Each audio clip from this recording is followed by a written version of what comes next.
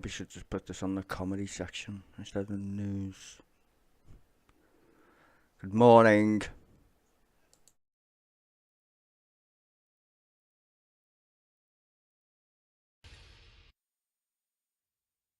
An ugly moment. A Conservative booted out, chaos in the Commons and conflict abroad. Anger. Where on earth is the Speaker of the House of Commons? How do we bring him to that seat? And apology. I regret how it's ended up. The Speaker accused of caving into intimidation outside the Commons to change what happens within. There was no saying sorry from MP Lee Anderson, formerly public chums with the Prime Minister, now booted out of the Tories for offensive comments about the London Mayor Sadiq Khan. But the chaos in a democracy presents an uncomfortable clash with the dangers in the Middle East. Wholesale destruction in Gaza and hostages still being held. While 2 long years of war in Ukraine show no sign of coming to an end. So we have one big question this morning. How do our politicians keep a lid on tensions at home while handling conflicts abroad? The Prime Minister's right-hand man, Oliver Dowden, is here to answer that question. From Salford, Labour's Lisa Nandy joins us too. He's been caught in the headlines for the wrong reasons of late, in charge during some of the post office scandal. But how does Ed Davey, the Lib Dem leader, want to change the script in this election year? And a week on from the death of Alexei Navalny, we ask the Estonian Prime Minister, what is it like to be one of Vladimir Putin's most wanted?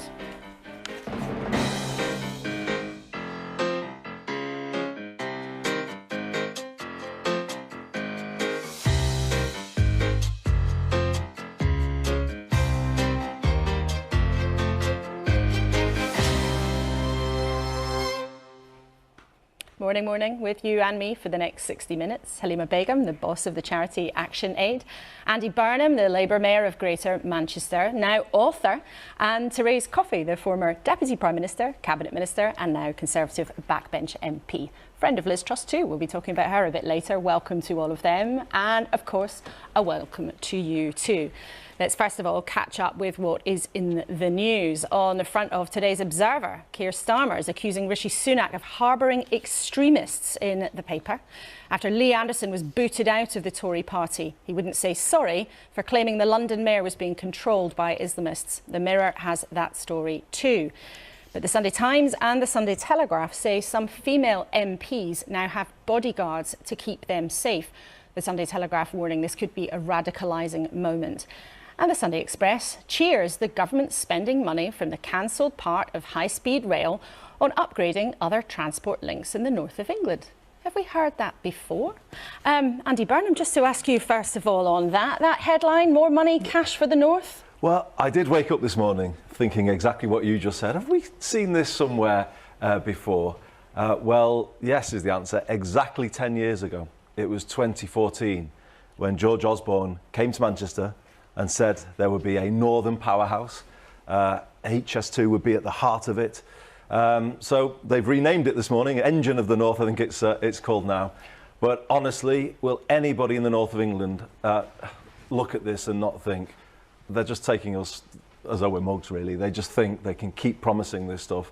It's just not going to work. And this money that was saved from cancelling HS2, well, some of it, they proudly said they spent on potholes in London just before Christmas. So they've tried it once too often. And as I might say later in terms of the book I've written, you know, we need the country to basically prioritise the north in a different way. We need to think, if we're going to do it, we can't keep promising it. People in the north deserve it, but it's got to be done properly. And these fake and false promises have got to end. OK, well, we'll pick up on some of that later in the programme. But I want to talk, Therese, about what Lee Anderson said, Conservative MP until late last night for Ashfield. He made some very controversial comments. Did you believe he should have been booted out of the party for what he said? Well, quite clearly, the Prime Minister and the Chief Whip asked Lee to apologise. He has not done that so far. I hope that Lee will reconsider that. But I believe that they as a consequence, our leadership took swift action. You could contrast that to what happened in Rochdale. However, what matters is that, thinking back, the Conservative Party did do a review on Islamophobia. It's important that we are conscious that these remarks can encourage such division. I don't believe that Lee is in any way racist. However, I think he is very worried about a lot of the activity that's underway right now and how previous attempts to challenge it has not been successful, and we need to make sure in any form that we counter extremism. And we will talk about that a lot this morning. But Halima, before you worked at ActionAid, one of the jobs you previously did was working at the Runnymede Trust, which looked a lot at racism and how people felt about different things. Can you just explain to our viewers this morning what the remarks really represented? So Lee Anderson said, I don't believe Islamists have control of our country, but I believe they've got control of Khan. Now, calling someone an Islamist, what does that actually represent to you? If my former colleagues were here on this panel today, they would almost certainly say that that is Islamophobic, if not racist, because not only is he casting a judgment on all Muslims as though they are terrorists, but he's also making a personal attack on the Mayor of London. And if, as Sadiq Khan said last night, if this is okay to say about the Mayor of London, what does it say about the form of Islamophobia and racism on our buses and the streets? OK, well, we're going to put that to Oliver Dowden, the Deputy Prime Minister, in a moment. After a week when there has been chaos in the Commons, an MP booted out of the Conservatives for those remarks. There have also been concerns about MPs' safety, accusations of abuse, accusations of anti-Semitism, accusations of Islamophobia filled the air in Westminster. It's not easy for politicians always to find a balance between the right to protest and undue pressure. So let's speak then to the Deputy Prime Minister, Oliver Dowden, Rishi Sunak's right-hand man. It's always good to have you with us. Thank you for coming in. Now, we've just been discussing Lee Anderson's remarks for which he was suspended when he wouldn't say sorry. Let's just play to our viewers what it was he actually said. I don't actually believe that these Islamists have got control of our country, but what I do believe is they've got control of Khan, and they've got control of London, and they've got control of Storm as well. Now, we just heard there Halila Begum explain very clearly why many people will have felt that this was Islamophobic, anti-Muslim, and possibly racist too. Do you agree? Well, that's why the Prime Minister took action. He gave Lee Anderson the opportunity to apologise. He didn't take that opportunity. Words matter. He didn't choose his words correctly. And having failed to apologise, the Prime Minister took action and removed the whip. I think that was the appropriate course of action to take. Do you agree, though, that the remarks were Islamophobic, anti-Muslim? I don't believe that Lee Anderson said those remarks intending to be Islamophobic. I listened to the comments of your previous contributor and the way in which they were. She was concerned they would be interpreted, and for exactly that reason, the Prime Minister asked. And indeed the Chief Whip asked for that apology. One wasn't forthcoming and action has been taken. I think that's the appropriate step to take. I think what Lee Anderson was more broadly expressing in his interviews and others have done is a deep concern, which, by the way, I also share, about the way in which politics has been conducted and what has happened over the past week. I never thought that in my lifetime as a politician I would see a situation where what was happening in the House of Commons was influenced by the threat of violence, and that has caused huge anger and frustration. It's deeply un-British, and it's right that we should call it out. We'll come to that in a few minutes, but as you said, Oliver Dowden, words matter. And I think our viewers this morning will want to know if you believe, as one of the most senior politicians in this country, that those words were Islamophobic and anti-Muslim. Do you believe that? I'm not asking you about Lee Anderson's intent. I'm asking you what you believe. Well, I think the two of them kind of go together, Laura, because I don't believe that Lee Anderson was intending to be Islamophobic, but nonetheless I understand the concern about, particularly when it's in relation to the Mayor of London, how those words have caused offence. But you're talking about, and Laura, and that has, and because of that, that's precisely why he was given the chance to apologise, and when he failed to do so, action was taken in respect but the question I'm asking you, and I think our viewers will be able to hear very clearly that you don't want to give your view, is it your view that saying I believe they've got control of Cannes and they've got control of London. Is that Islamophobia? Well, I think the chance that it could be taken, the fact that it could be taken in that way is the reason why those comments led to the Chief Whip asking for an apology from the Prime Minister. I share those concerns about how they could be taken in that way, and that's why it was right he should be asked for an apology. And when he failed to give that apology, the whip was removed. I think our viewers will hear very clearly, though, you are declining to give your own view on what those words mean, words matter. I think I've been clear that they could be taken that way, right? And because they could be taken that way, he was given the chance to apologise, and he failed to do so, and the whip was And removed. if he'd apologised, would he have kept his job? Yes, he was asked to apologise. He failed to do so, and that's what flowed from it. But of course, it's right that we debate these individual words. But it is the more fundamental thing for me is what is going on right now in our country. I have constituents of mine who are Jewish, who are afraid to walk the streets to show the symbols of their religion.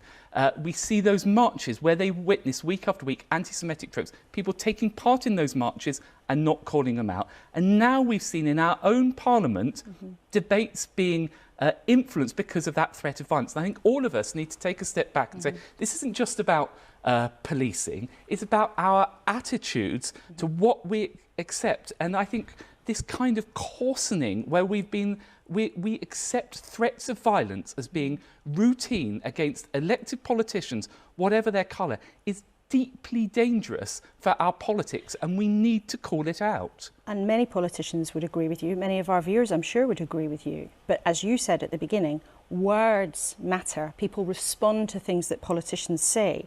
And what Lee Anderson said was strikingly similar to what Suella Braverman, the former Home Secretary until recently, wrote in The Telegraph. She said, the truth is the Islamists, the extremists and the anti-Semites are in charge now. Now, you said clearly what Lee Anderson said could be taken as being offensive. That's very similar. So do you think what she said could be taken as being offensive too? Well, I would say in respect of what Suella said is that I disagree with what she said here, but I think that's in a different category, which is about, I disagree with the comments. By the way, I believe for the reasons that I set out, the underlying sentiment of my deep concern about these threats and these intimidations, which are often coming from Islamic extremists, and we shouldn't be shy of calling that out, and I have done so as a member of Parliament. But I don't believe that what Suella has said crosses the line in the way that Lee Anderson's. But why not? Because she said the Islamists are in charge. Now, you've said you don't believe that's true.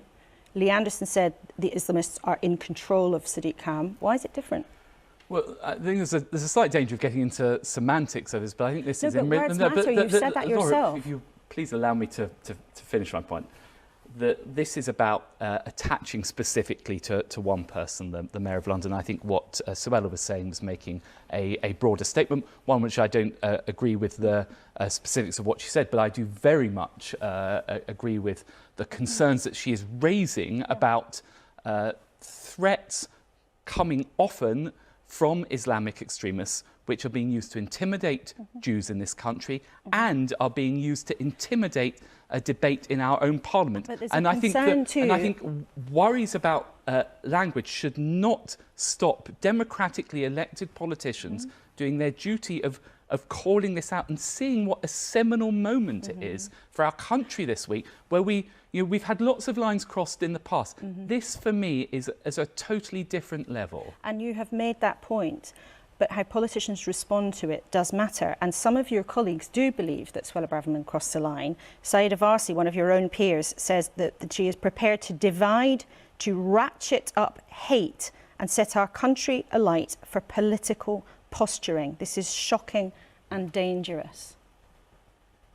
Well, I don't agree with Saida on that, and I've made clear my views in relation to Suella, which is I don't agree with the specific word she chose to use, but that's a matter of legitimate political debate.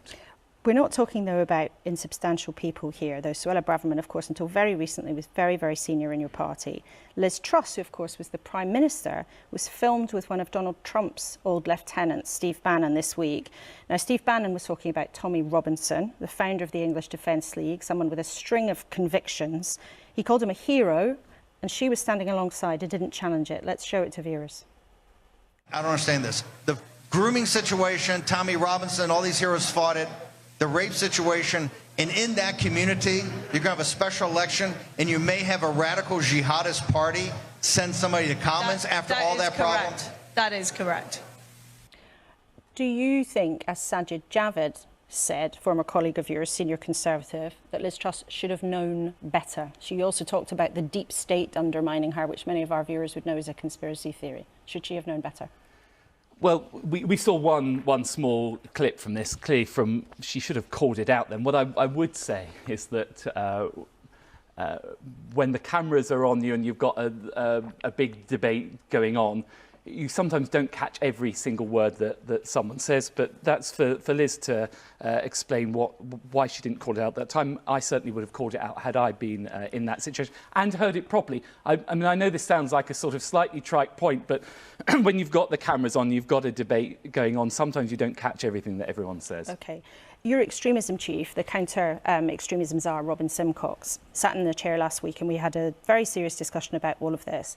He told us about the rise in anti-Semitism and also the rise in Islamophobia as being a very serious issue. Yet when the Prime Minister put a statement out last night condemning extremism, calling out anti-Semitism, that statement didn't mention Islamophobia. Why not?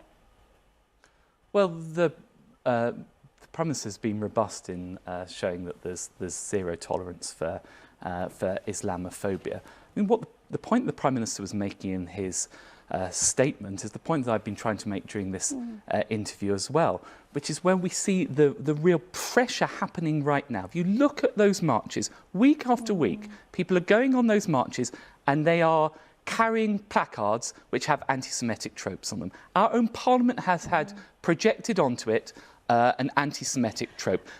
The debate that was going on in Parliament this week, and by the Speaker's own account, the reason why he chose to alter established precedent to have that further vote was because of fears about safety. Those are all coming from a perspective that I see going through threats to Jews on the streets of our country, threats in those marches, and now threats in our House of Commons. And that's what the Prime Minister was addressing in that statement. Now, of course, the Prime Minister has addressed Islamophobia, and indeed he talked about extremism, calling out extremism across the board. But the comments he was making was about this kind of train of events that we have seen in our country over the past weeks. And I think all decent people in this country, the vast majority, whether they're Conservative or other parties, need to stand up and call this out, because we cannot be in a situation where we allow freedom of expression, the hard-fought freedoms of our Parliament and our democracy to be put at risk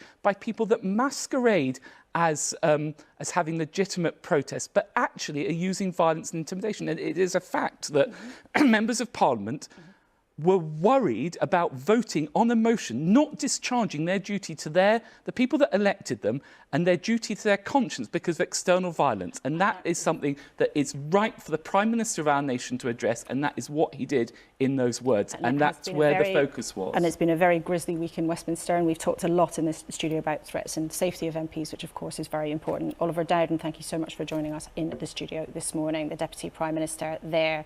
Now, we had a lot of emails from you about what happened in Parliament. We might try and get to some of them later. You can keep your messages coming. We do read all of your emails. You can write to us, kuenssberg@bbc.co.uk, or you can use the hashtag BBC Laura K on Instagram or on X, formerly known as Twitter. Please do let us know what you think. Let's talk then to our panel. Therese, listening to Oliver Dowden there, answering questions about what's going on in the Conservative Party this week. What did you make of that? I mean, the Tory Party, to many of our viewers and to many people watching what's been happening, might conclude that they've got a problem. I think actually Oliver answered your questions well. We've got a particular issue which we'd already discussed about Lee Anderson, and as Oliver said, that was targeted at Sadiq Khan. or named in response to a TV interview. But I think more broadly, we've got to be united, whether it's across the party political forum that we have, to be tackling anti-Semitism, to be tackling extremism.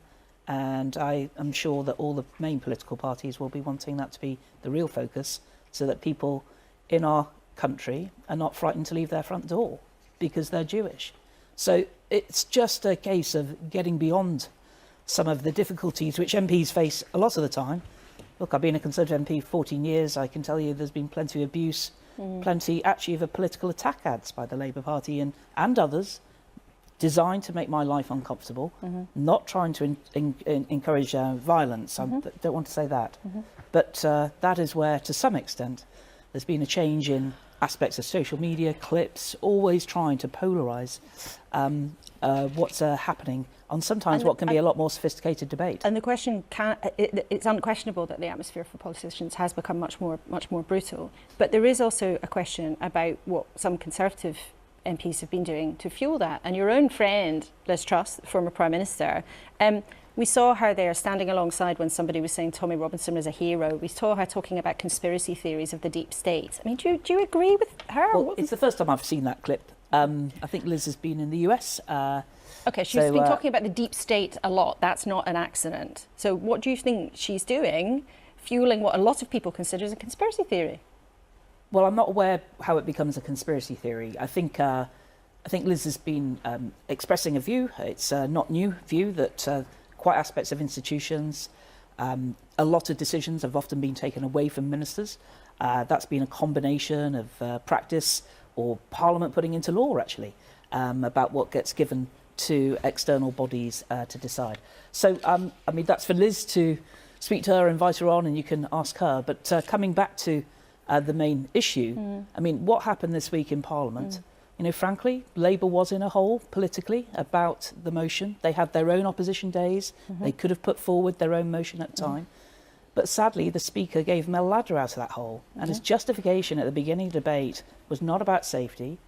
And by the way, he knew that in order to get the SNP to have a vote with his device, going against the advice of the clerk of the House, that Conservative MPs would have been required to vote down the Labour We'll talk to Labour's Lisa Nandy about what exactly happened that night in the Commons. Well, I'm telling you what happened. I was there. I don't know if Lisa was there. You're convinced there was sort of skullduggery and a plot afoot? Well, I have to say, I think Labour leadership, Starmer and his chief whip, put a lot of pressure on the Speaker. You can tell that by the stalling tactics that went on in order to get Lindsay to go against the advice of his clerks and to put that there. Okay, now, well, we'll come to that a bit later. We'll come to that a bit later in the programme. Halima, listening to how Oliver Dowden responded to that, what did you make of it? I mean, are you concerned about what does appear to be a sort of uptick in hot political language?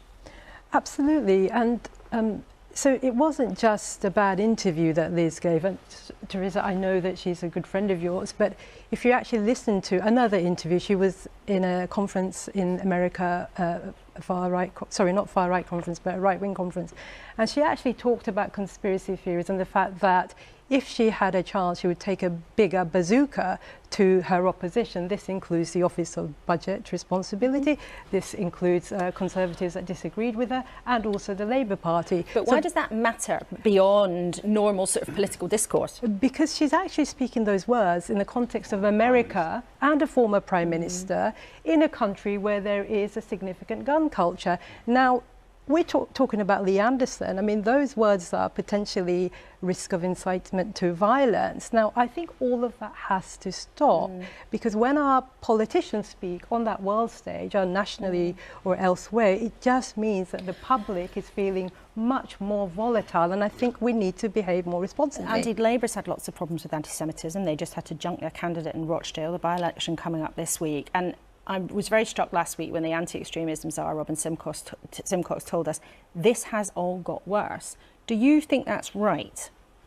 Well, it certainly got worse in terms of it being a bigger issue for both parties. But I think you basically laid bare the Conservative Party's problem this morning, because rightly they take a very tough line on anti-Semitism, as Labour has been doing.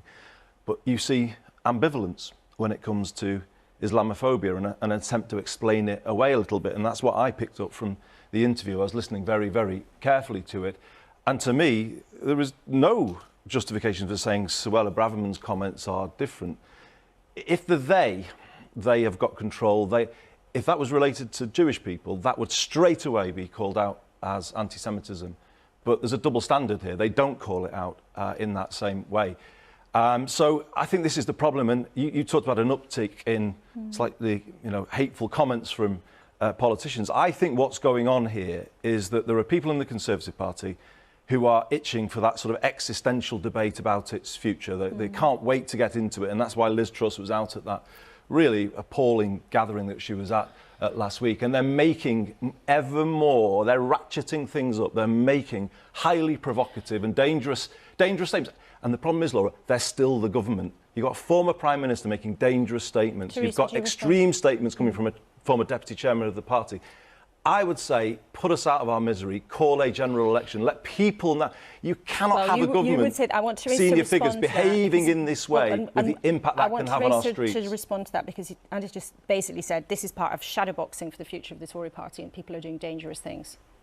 I don't think that is the case. I think there's a genuine concern about security within the country. There's a challenge, of course, the situation in Israel and Gaza that is providing this ongoing challenge, and of course people want to see peace as quickly as possible and sustainable peace in that regard.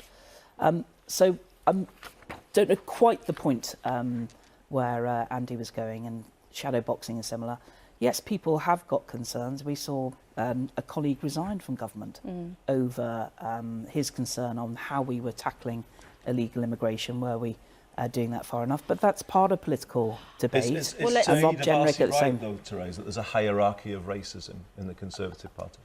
I don't believe that's the case. What I am clear about is that, as I mentioned earlier, the party did have a review about Islamophobia, has taken steps in that regard, and I think swift action by the Prime Minister in Chief. Let's then talk about the system. I think everybody agrees, probably everybody watching, we know from your emails, there's certainly, most people think this, that this week in Parliament was chaotic, it was ugly, it felt dangerous to many people. Andy, you've written a book with your colleague Steve Rotherham, who's your fellow mayor in Liverpool. And one of the things you say in your book, Head North, is let's get rid of the whipping system, the system where MPs are forced to vote along party lines. Yeah. Would that really be an answer to this kind of thing? Well, I think it would. I mean, Steve and I decided to leave Westminster because of, in our view, it simply doesn't work. It hasn't worked for the north of England. And I don't think it works for people anywhere, actually. I think there's a real frustration with politics not delivering for people. But if you go directly to Parliament and its rules, firstly, there's the arcane rules. Why can't you have 2 amendments to an opposition day? You know, in a complex world now with people get engaged on social media, why is Parliament hidebound by these really old rules that don't then give representation to some of the feeling in the country, but particularly on the whip system? If you just think about this for a minute, Laura, I feel quite strongly about this. It doesn't work, I don't think, for anybody because for the public, I think the public want people with some independence of thought who are able to look at a situation, hear a debate, and apply some independence of thought. Is the reality, though, basically governments and parties would then never get anything done? Well, so it's easy to say, let 1,000 flowers bloom, but how on earth would you ever make decisions? MPs will say that, but I don't believe it's true. 19 times out of 20, MPs will back what their party is saying, but that 1 time out of 20 might just be an important moment.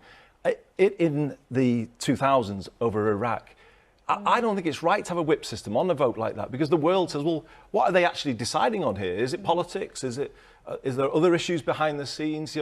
Decide an issue like that on its merits and on its merits alone. Is it realistic, though? Halima, I know you worked in government as well before you went to the charity sector. Briefly, is it realistic? And then, Theresa, I'm going to ask you as well. If you'd like a whipless world.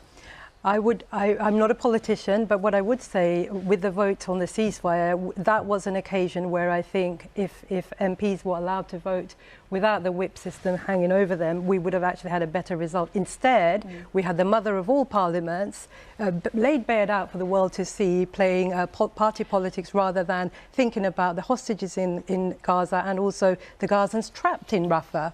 Very serious issue, but Theresa, is it realistic to think you could have Westminster without the whips doing their skullduggery behind the scenes? Well, It's not necessarily.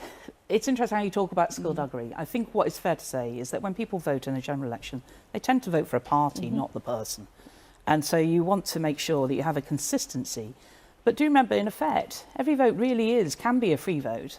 And the whip is there as a guidance. Of course they want you to support the leadership. I'm not sure it quite works like that. But there are consequences as such. But Andy, very clearly... Let's Therese finish the point and then very we'll clearly, move on to many Labour MPs did not wanted to vote for the SNP motion because they disagree with the approach that their party has taken.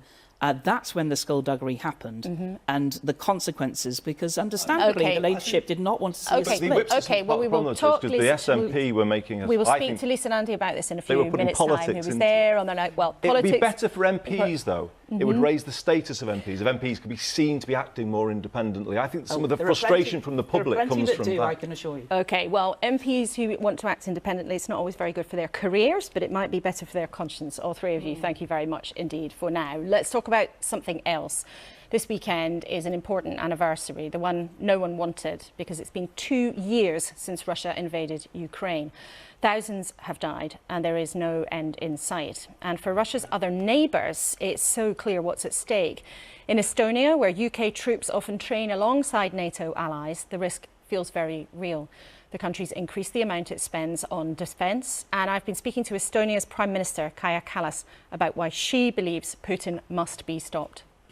We have to really focus our efforts in stopping this war and helping Ukraine to fight back, because Russia will not continue if they lose in Ukraine. They will continue if they win in Ukraine. That's why it's very important for all of us that we do the utmost to help them right now. Because what are the lessons from the 1930s and 1940s? I mean, one thing, very, very certain lesson that we learned from the 1940s was that when war really expands to Europe, it goes very fast in Europe. So no country is left untouched by this.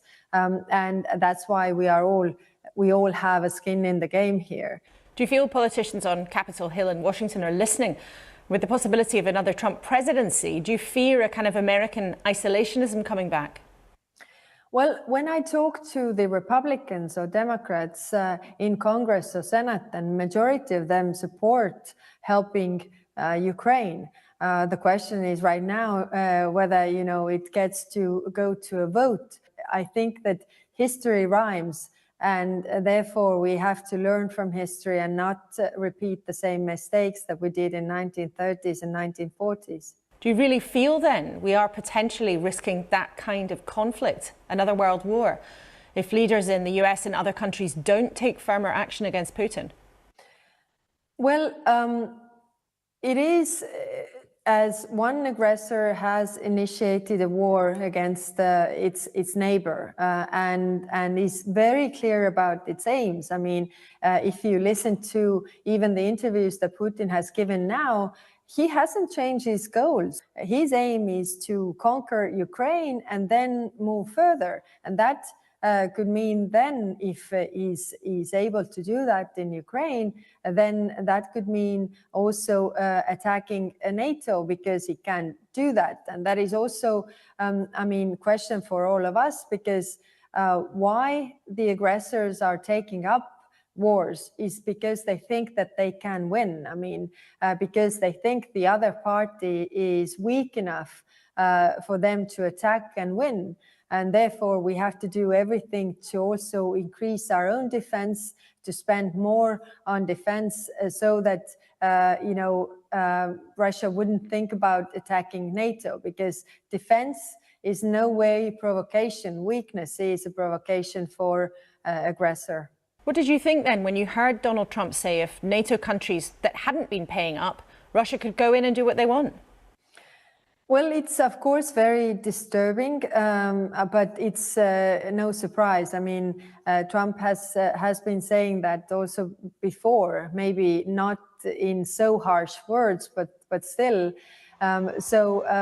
This is, of course, a signal to all of us in Europe to do more for our own defense. I mean, Estonia has been spending over 2% of our GDP on defense over 10 years, and now we have increased that to 3.2% of our GDP. But it is true that not all NATO's countries are doing this. You mentioned Estonia is already spending more than 2% of GDP on defence.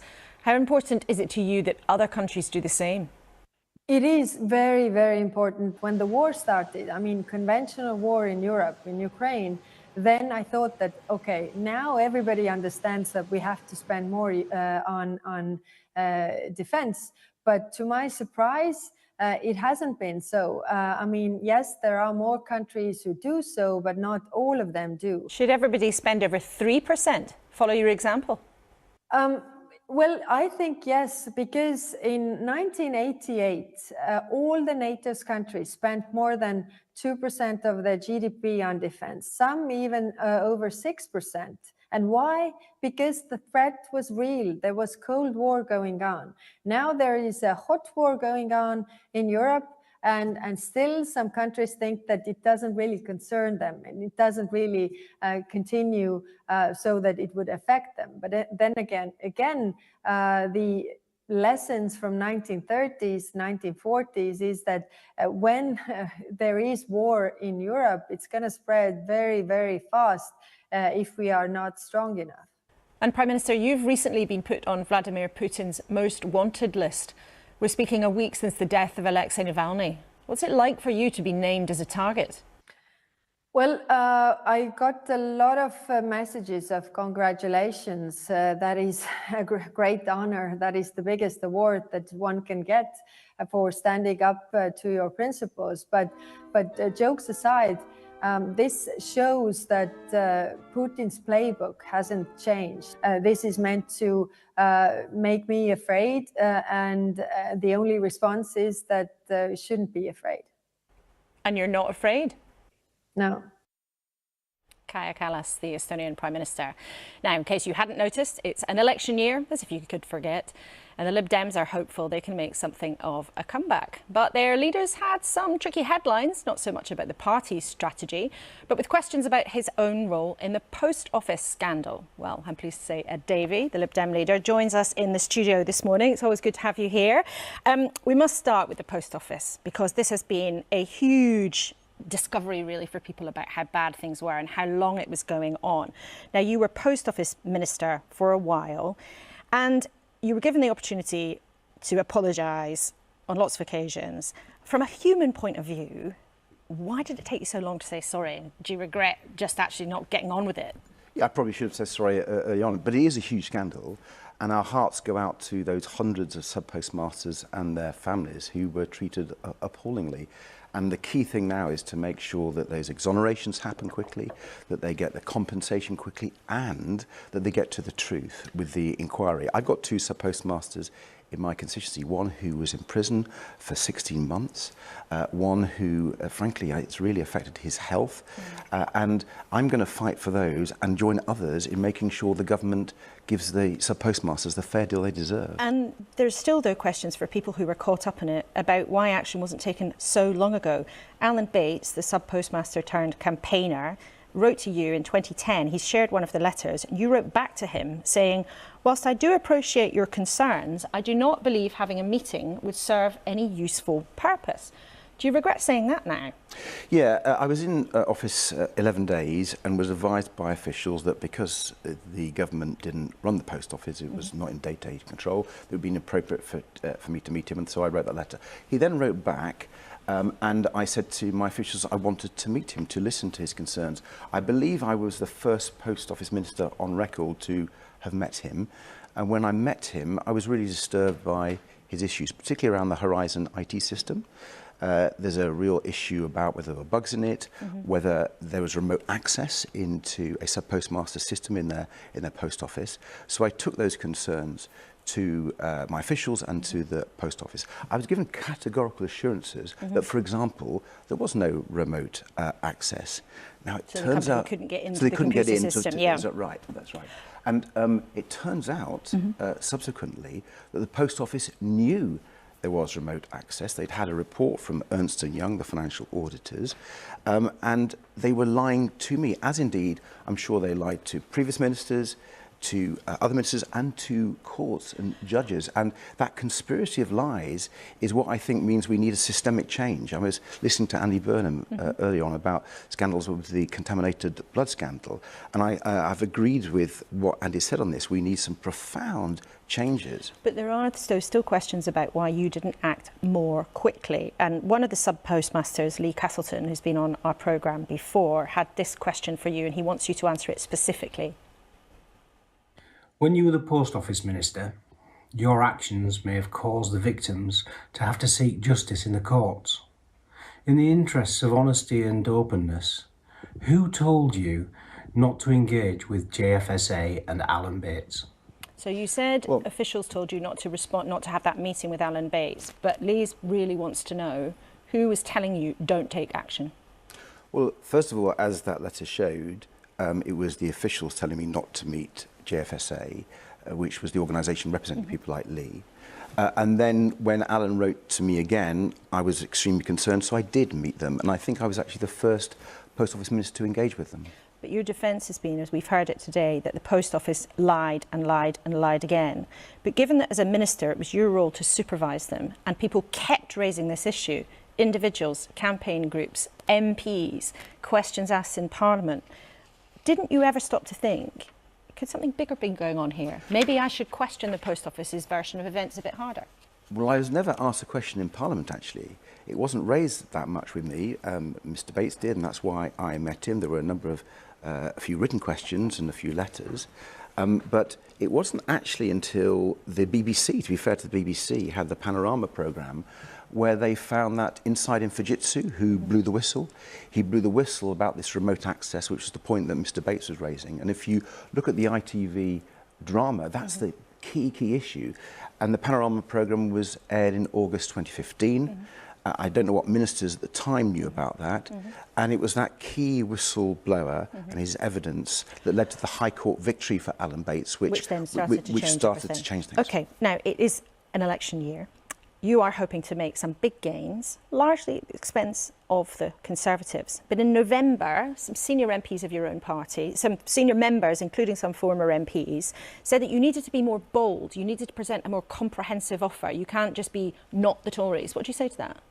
Well, I disagree. I think some people would like us to be a think tank. I want us to win elections, defeat Conservative MPs and remove this awful government. When I became the leader, it was after a very disappointing result for us in the 2019 elections. And I told the party, I may have told you on your programme, that I wanted the party to change in a whole number of ways. The most important was to listen to people, to get back to the community politics that Liberals and Liberal Democrats have done so well over the decades. And we've been doing that. And when you do that and knock on all those doors that we've been knocking on, people talk about the health service, they talk about the cost of living. And so as leader, I have ensured we have focused laser beam-like on the issues that voters are concerned about. So, for example, today we're talking about cancer. I have experience of cancer in my own family. I lost both my parents to cancer before I left school. So it's an issue of personal concern to me. But if you talk to voters, it's a massive concern to millions of them. And so we've come up with a programme to deal with that, to make Britain one of the best countries in the world for cancer treatment. But if you're keying into people's concerns then, why aren't you seeing more results? So you had big by-election success a while ago, but in the two by-elections recently, you lost your deposit. Now, that means you actually barely registered. Are you embarrassed by that? Or is something else going on under the radar that people aren't picking up? Now you're on to something, Laura. It is under the radar. What we're seeing in this Parliament is huge success for the Liberal Democrats, actually. There's 4 by-election results. The last one was just last summer, actually. We had staggering successes in true blue areas. It wasn't just those palm tree by-elections, it's been local elections. So we've had some of our best local elections ever in the last 2 rounds. And actually since May, if you look at council by-election results, which party across the country has had by far the best set of results in council by-elections across the country? It's the Liberal Democrats. So we go into the next election with quite a sense of excitement, actually. We think we can do really well. There's loads of areas where if you want to get rid of the Conservatives and the Conservative MP, you've got to vote for the Liberal Democrats. I've talked about the Blue Wall, where we are having massive success against the Conservatives, but the southwest of England as well, we've come back there. So we go into this election year actually more confident than we've been for many a long year. That's a pretty positive way of a situation that shows you sometimes neck and neck in the polls with Reform UK, who are a new party. But you're saying something's happening in the grassroots, it's happening on the ground. Are you confident, briefly, of being the third biggest party again at the next election? Yes. You are? Yes. Ah, well, there you go. You've put that on the record. Ed Davey, it's great to have you in the studio as ever, the leader of the Lib Dems. Thank you very much indeed for joining us. Well, like the Lib Dems, Labour, of course, have the Tories in their sights. But as we've heard this morning, there were claims of underhand dealing at the top of the party this week with the chaos in Parliament. Keir Starmer was accused of pressuring the Speaker to do Labour a political favour to avoid an embarrassing rebellion. Lindsay Hoyle, the Speaker, says he made the decision to allow a vote on Labour's plans to protect MPs' safety. But what else was going on? Many of you have told us you were embarrassed by what looked like total mayhem. Jane Moss said, "I would like a vote of no confidence in the whole blooming lot of them." Christopher Dunkley told us, why do they behave like spoilt children? Remind them that they are there to serve us, not further their political careers. And Colin Alcock said, Parliament has lost its way in the last few years. It lacks common sense and has lost the trust of very many people. So let's try to get to the bottom of what on earth happened with Labour's Lisa Nandy, who joins us from Salford. Lisa, thanks for being with us on the programme. Before the debate on Wednesday, you said you hoped that the House would be able to speak with one voice and the debate would go away from the party politics. Are you embarrassed at what happened instead? Yeah, of course. I mean, I sat through the entirety of that debate with the SNP storming out, the Tories storming out and then storming back in again and storming out again. And it was a very angry debate that focused more on what was happening in the House of Commons than on what is about to unfold in Rafah. We've got an impending ground invasion in Rafah. The consequences of that would be utterly catastrophic. It was the moment where we could have come together to speak with one voice and send a very clear message. In the end, I'm glad that because we put forward a motion that all parties we thought could support, I'm glad that there was a motion that was passed calling for an immediate humanitarian ceasefire. But I don't think anyone could look at those scenes on Wednesday and think that that covered the political system in the UK in glory. It didn't. Oliver Dowden, the Deputy Prime Minister, though, told us this morning that a line had been crossed this week, and there has been reporting by the BBC and others that Labour suggested that the Speaker could be shoved out of his job after the next election if he didn't allow a vote on Labour's plan. Now, this is a really important issue about the independence of the Speaker. Keir Starmer has denied that he individually did that. Can you guarantee to our viewers this morning that no one from the Labour Party was involved in a conversation or passing a message to the Speaker suggesting that his job might be on the line unless he did what Labour wanted? Yes, I believe that I can. I've had numerous conversations, as you can imagine, with my colleagues, with Keir Starmer, with our Chief Whip, with David Lammy, our Shadow Foreign Secretary, over the last few weeks and months since the 7th of October unfolded.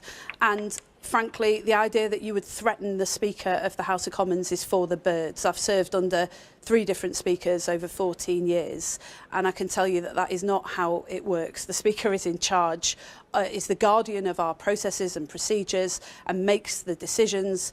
The idea that any political leader or any politician of any party could threaten the House of Commons Speaker and get away with it is just absolute and utter nonsense. The truth of what unfolded on Wednesday was that while the international community was very focused on what was happening in Gaza, and so were we, the Conservatives appeared to have discovered at the 11th hour that they didn't have the votes to prevent the Labour motion from going through and came and pulled their amendment, which triggered the collapse of the whole debate. Now, that is deeply regrettable. Political point, but the important thing is that that motion went through and we spoke with one voice. But I want, rather than making a political point, I just want them to highlight to viewers that you have then just given us a specific assurance on the record that no one in the Labour Party said or communicated a message to Lindsay Hoyle that his job might be on the line if he did not allow Labour to have a vote on its amendment, its plan in the House of Commons.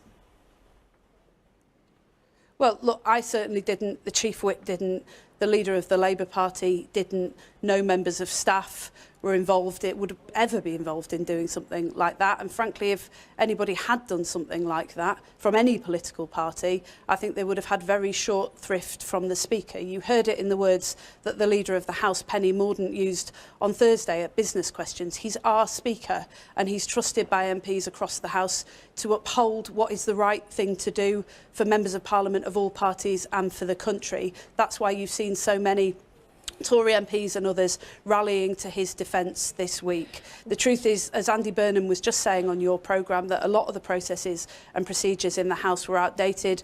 What the Speaker was seeking to do was to put the widest range of options before the House and ensure that the House could come to one view. That's why we deliberately crafted our amendment to make sure that most MPs from most parties could come together and support it, because our eyes are on what's happening in Rafah and in Gaza and the impending catastrophe that's unfolding there. And it's important that the House of Commons is able to stand up for what is right, which in the end is what we did on Wednesday. Can you give then a guarantee that Sir Lindsay Hoyle will be reappointed as Commons Speaker after the election if Labour is lucky enough to win?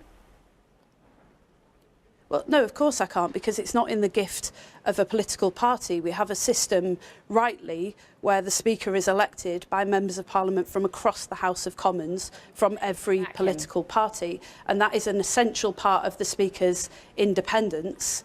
I think, for what it's worth, I think that he did the right thing on Wednesday in seeking to ensure we had the widest range of voices. And I think his conduct afterwards, in coming to the House, in expressing his deep regret and sorrow that that hadn't been able to happen, was absolutely the right thing to do. And I think we now need to take a long, hard look at the processes that we've got in Parliament to make sure we don't have a repeat of this. But the most important thing, as I say, is that with an impending ground invasion in Rafah, the House of Commons was able to come together around a motion that we deliberately crafted to enable us to speak with one voice and say this cannot and must not go ahead. It's interesting, though, you mentioned that the procedures in Parliament might be out of date, and we've just been talking, as you've mentioned, to Andy Burnham about his view that the whipping system, where MPs have to vote on long party lines, should be phased out. It's had its day. Do you agree? Would you look at that?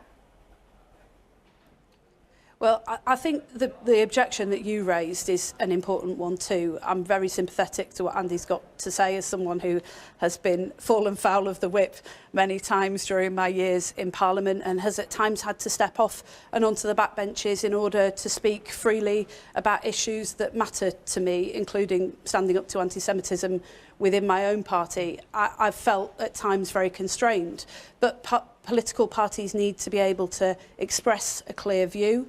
We need to be clear with the electorate about what it is that we stand for. And just, it's very at the forefront of my mind right now, having been out in the region, in the Middle East, many times over recent months, that when you speak for your party on issues relating to foreign policy, for example, foreign leaders need to know that you speak with the full authority of your party. So I think there's very much a case for a more grown-up political debate where we're able to express differences. But the procedures that failed us last week actually were the standing order procedures that were built for a time when you only had two main political parties. What you've got now is many smaller parties as well within Parliament. They're not likely to form the next government, but they do have a view that represents the views out in the country. And I think it's important that we find ways to enable that fullest range of views to be expressed. And just talking about views out in the country, it's very soon to be the Rochdale by-election, where Labour abandoned its candidate when he was recorded expressing unpleasant and anti-Semitic views. If you were a viewer in Rochdale today, who would you, as a Labour senior figure, advise them to vote for? Well, I wouldn't advise them to vote for any of the candidates. I'm afraid we're in the extraordinary and unprecedented position of having to withdraw our candidate in the by-election, so there is no Labour candidate to vote for. All I would say is that having watched the extraordinary scenes, not just in Rochdale when I was there was hate and division being stoked by particular candidates, which people in Rochdale don't need and don't want, and watching what's unfolded in the Conservative Party, the absolute poison that's been allowed to seep into their political debate, and a Prime Minister that's seemingly unwilling to even acknowledge the term Islamophobia, let alone stand up to senior politicians in his party dragging our politics into the sewer. I would just say to people in Rochdale, if you are going out to vote, please consider voting for anybody who you believe will help to bring an end to this hate and division. At a time when it's spilling out onto our streets, we need political leaders who are prepared to stand up to it, not stoke it. OK, Lisa and Andy, thank you very much indeed for joining us down the line from Salford. Thank you. It has then, for politics, been a bruising week, a lot of ugly talk, a lot of high feelings. But I wonder, and the three of you, Theresa, you're still an MP, Andy, you were an MP, Halima, you wanted to stand as a Labour MP some years ago. Andy, now you've got a big job elsewhere. Would you still want to be an MP? You know, if you re-ran Andy Burnham, the life story, would you still go to Westminster? See, I don't know if it comes over, Laura, but I've been much happier in the last 7 years, a bit liberated, energised by what we're doing in Greater Manchester. And it's a really sad situation in Rochdale. We're about to bring in a major public transport reform in Rochdale. We've got really good things going on, and it seems like sort of Westminster politics is almost working against us at times, not with us. So it's why I'm making this argument with the Mayor of the Liverpool situation, Steve Rotherham, in the book. You know, we think politics in Britain needs to be rewired. It's not functioning properly. And some of the answer is what we're doing, where in Greater Manchester, my approach has always been place first, not party first. Because, you know, that's what matters to people. And when you start with place, that's a unifying thing for everybody who lives there, whoever they vote for. And I'm conscious people have voted for me in Greater Manchester who perhaps don't always vote Labour. I respect that fact. And when you start with place as your big sort of focus, people can get behind that type of politics. The Commons starts with party first, and that's what I was saying about the whip system before. And that's, you're starting with a divisive starting point, and I think that is a big reason why it isn't working. So would I go back? Well, no, I'm standing for a third term. You know, so you wouldn't go back now? I'm not going to rule it out one day, but I am actually standing for a third term. So you're still a politician saying that you'd never quite rule it out? But because the country needs to be rewired, basically, and I would go back to try and do some of that. Therese, you were in government, you're now on the backbenches, and you've talked also about how tough it was in being in the cabinet and how ill that made you actually at some point. But are you still glad that you're an MP? Is it better on the backbenches, or maybe you'd be better off being, I don't know, mayor in Suffolk somewhere? Well, I've often said to people, if you're only interested in exactly the place where you are, your best thing is to run the council, be a mayor. So you can make that local change. Of course, going into Parliament, it is about legislation primarily. It is about the national impact of what you can do in terms of, and that's why people vote in different ways, and also that international stage. I mean, how can I put it? A few years ago, I worked exceptionally hard. I was somewhat run down, and an infection got a greater hold. So I think it's still a reminder that we're all human beings, and you have to choose and prioritise. But on the wider thing, I'd welcome more people who want to become members of Parliament. It is actually a great place to be, but it is a serious place to be. Not only for your own constituency you try to improve, but the country as a whole, and that's what matters. Halima, are you relieved you didn't get to become an MP looking at what's happened in the last few years? Well, I had been working overseas for about 15 years, Laura, so when I came back to London, I also thought about standing for an MP in the place that I grew up in, so it was very much about place, not politics. But what I would say now is that I think it's just a myth that only MPs have a difficult time, because where I'm sitting now, looking at the work that we've been doing, not just since October the 7th, but also since the Morocco earthquake, there's not a day where I get any rest. So my plate is full. But what I would say is that politics feels very, very much gridlocked at the moment. So where public debate and sentiment is all around confrontation and polarity, it's really hard. But I did want to come back to say, as a Muslim woman, I stood as a Muslim woman in East London. The Conservative Party and the Labour Party needs to be a place that's safe for Jewish friends and Muslim friends, and it doesn't feel like that at the moment, so that's my urge. And we must leave it there, but thank you all so much for bringing your interesting insights and conversation to our debate here this morning. Thank you to you, of course, for watching on a busy day. After a week when we've seen our politics feel pretty farcical and pretty ugly at times, with rhetoric getting ramped up, calls for calm so often seem to fall on deaf ears. Our politicians are trying to grapple with significant and sensitive issues, but maybe there is also a shadow fight for the future shape of the Tory party going on. But there's so much that matters way beyond that in this election year. I'll be with Paddy O'Connell in a while for Sunday's newscast. That'll be on BBC Sounds later. You can, of course, watch anything again on the iPlayer. And do make sure you send us your questions for the Chancellor, Jeremy Hunt, who will be with us next week ahead of the budget. I will see you then, back here next Sunday, same time, same place.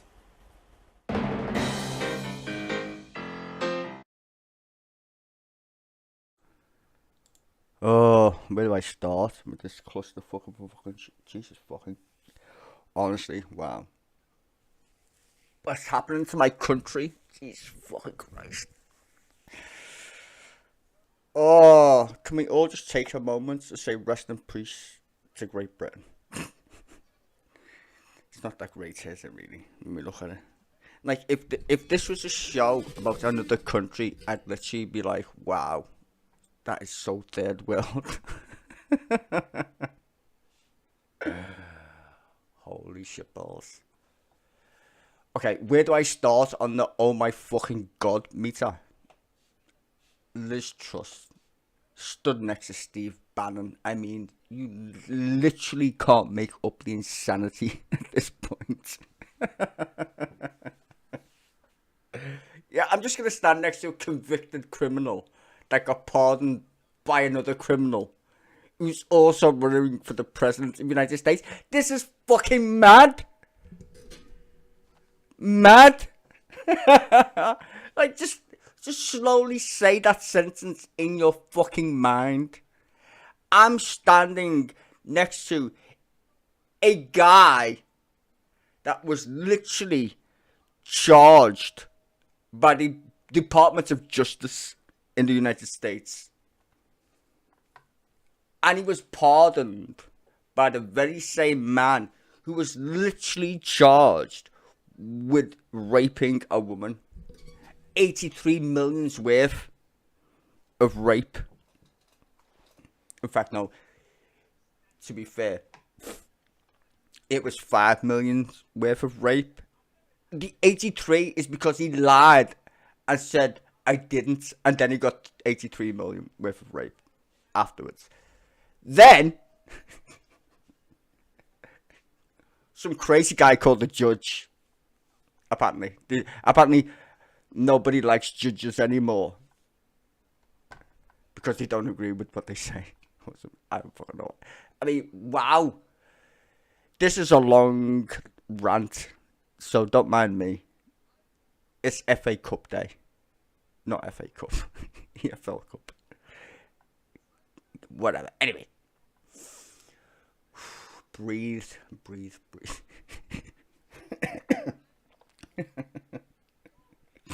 This is... You know what? It's so mental, I literally can't cope.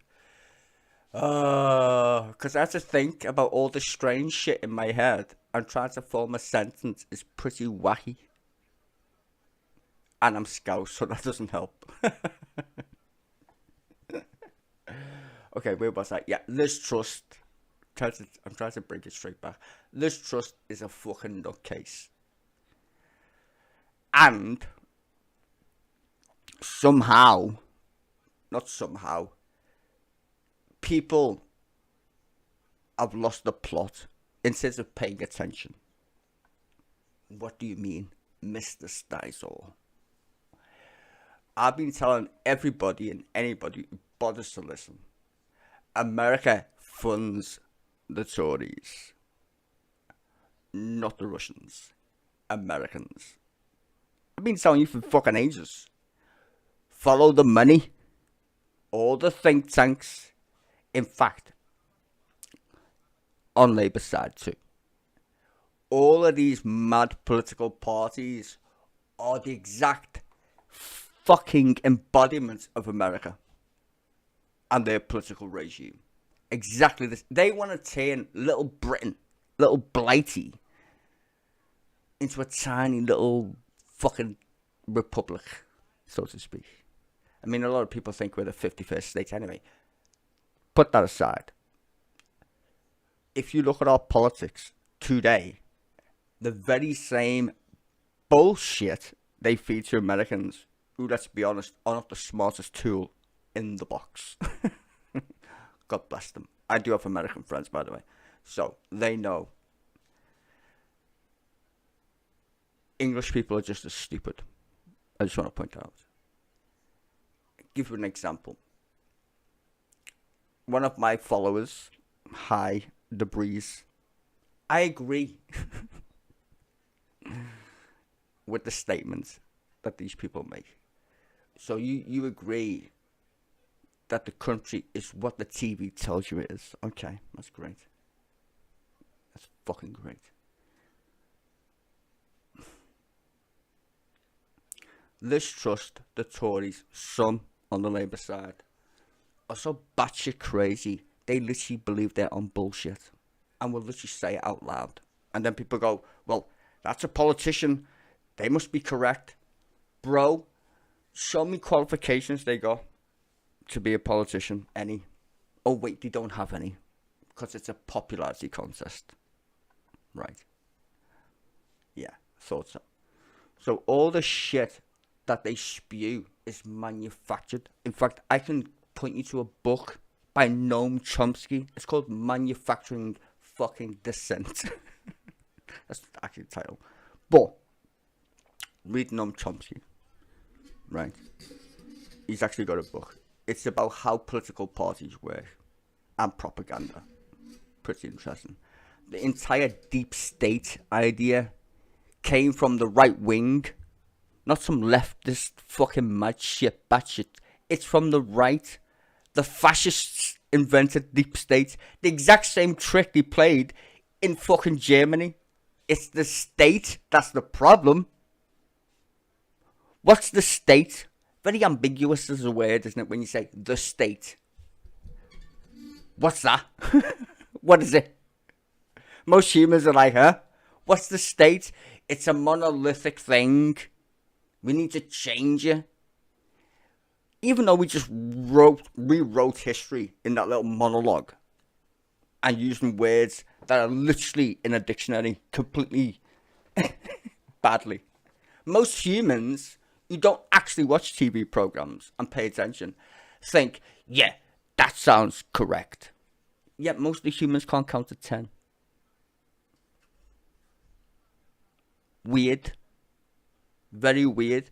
But they believe it. The deep state.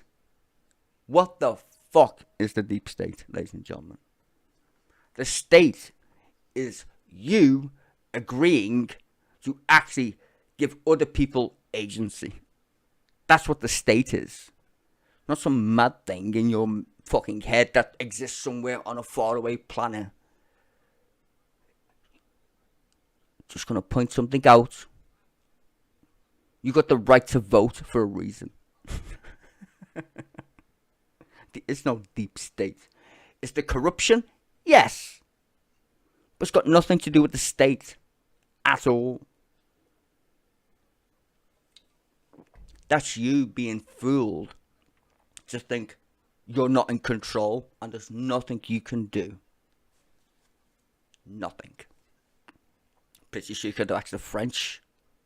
And then they had the revolution. Right. All the shit these people say is scripted and bollocks. And that's why people don't vote. But it's scary to see the level of madness from the people like Liz Truss. It's insanity, really.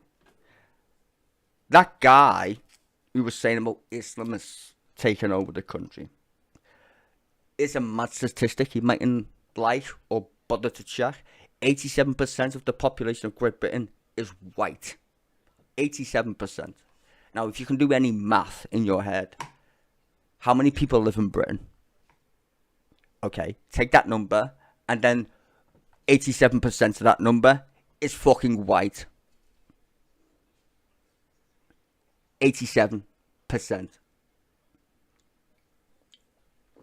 Are you telling me we're being invaded by some mad Muslims? Okay, if you say so.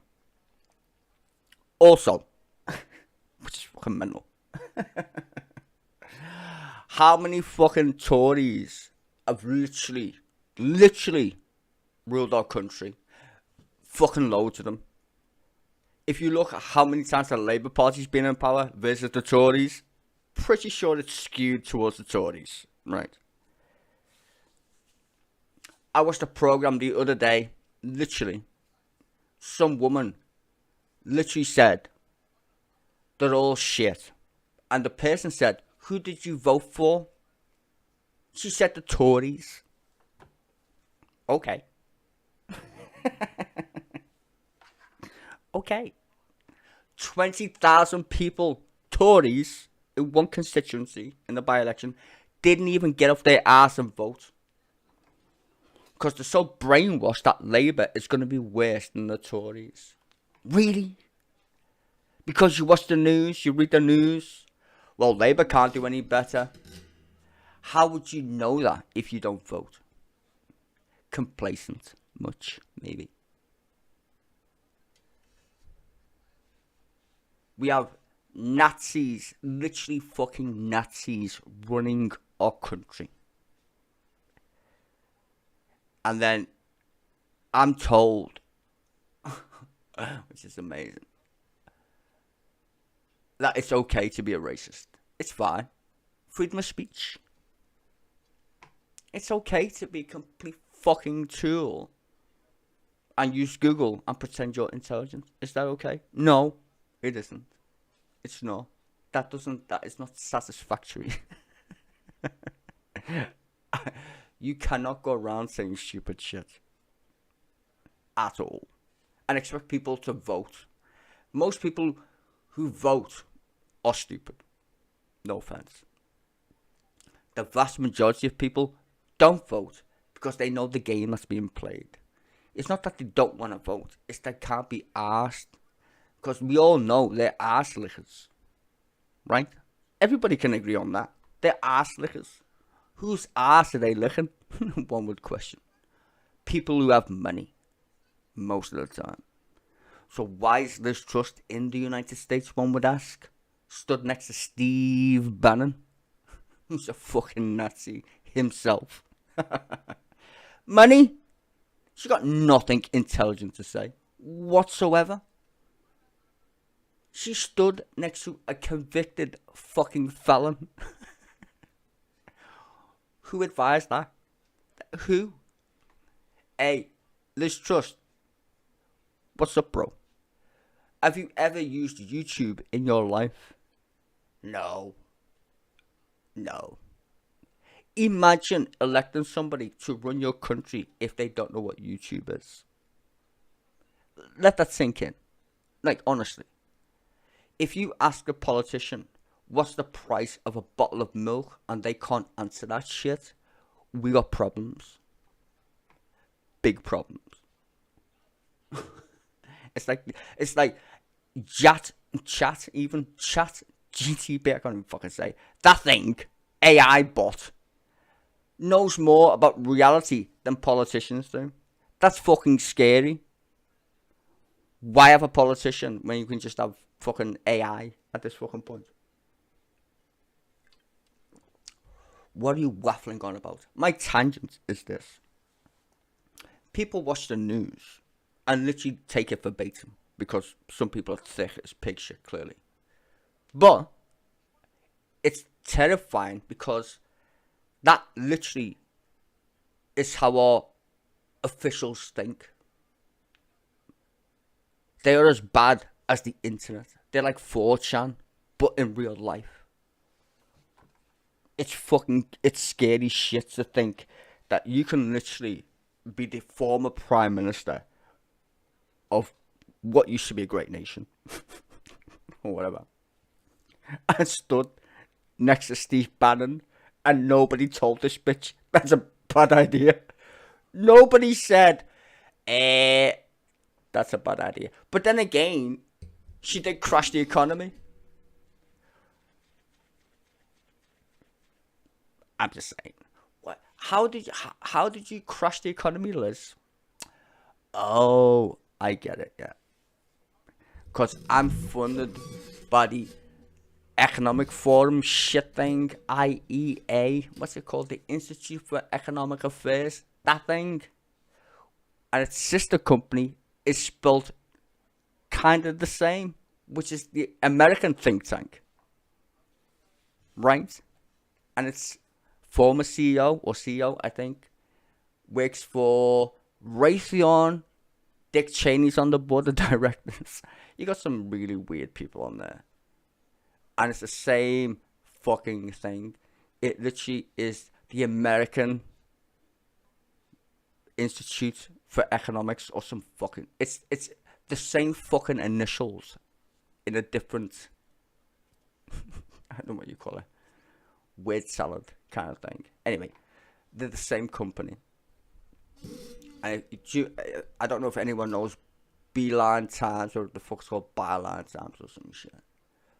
And they had a post saying, why does American politics feel very similar to American politics? Follow the money. It's not that hard. And Liz Truss has just blatantly, obviously proved my point. People go, it's the Russians who influence our politics. Are you kidding? They just passed a law, literally in the United States. I'm not even lying. Listen to this. You think our country is crazy, but listen to this. This is batshit crazy.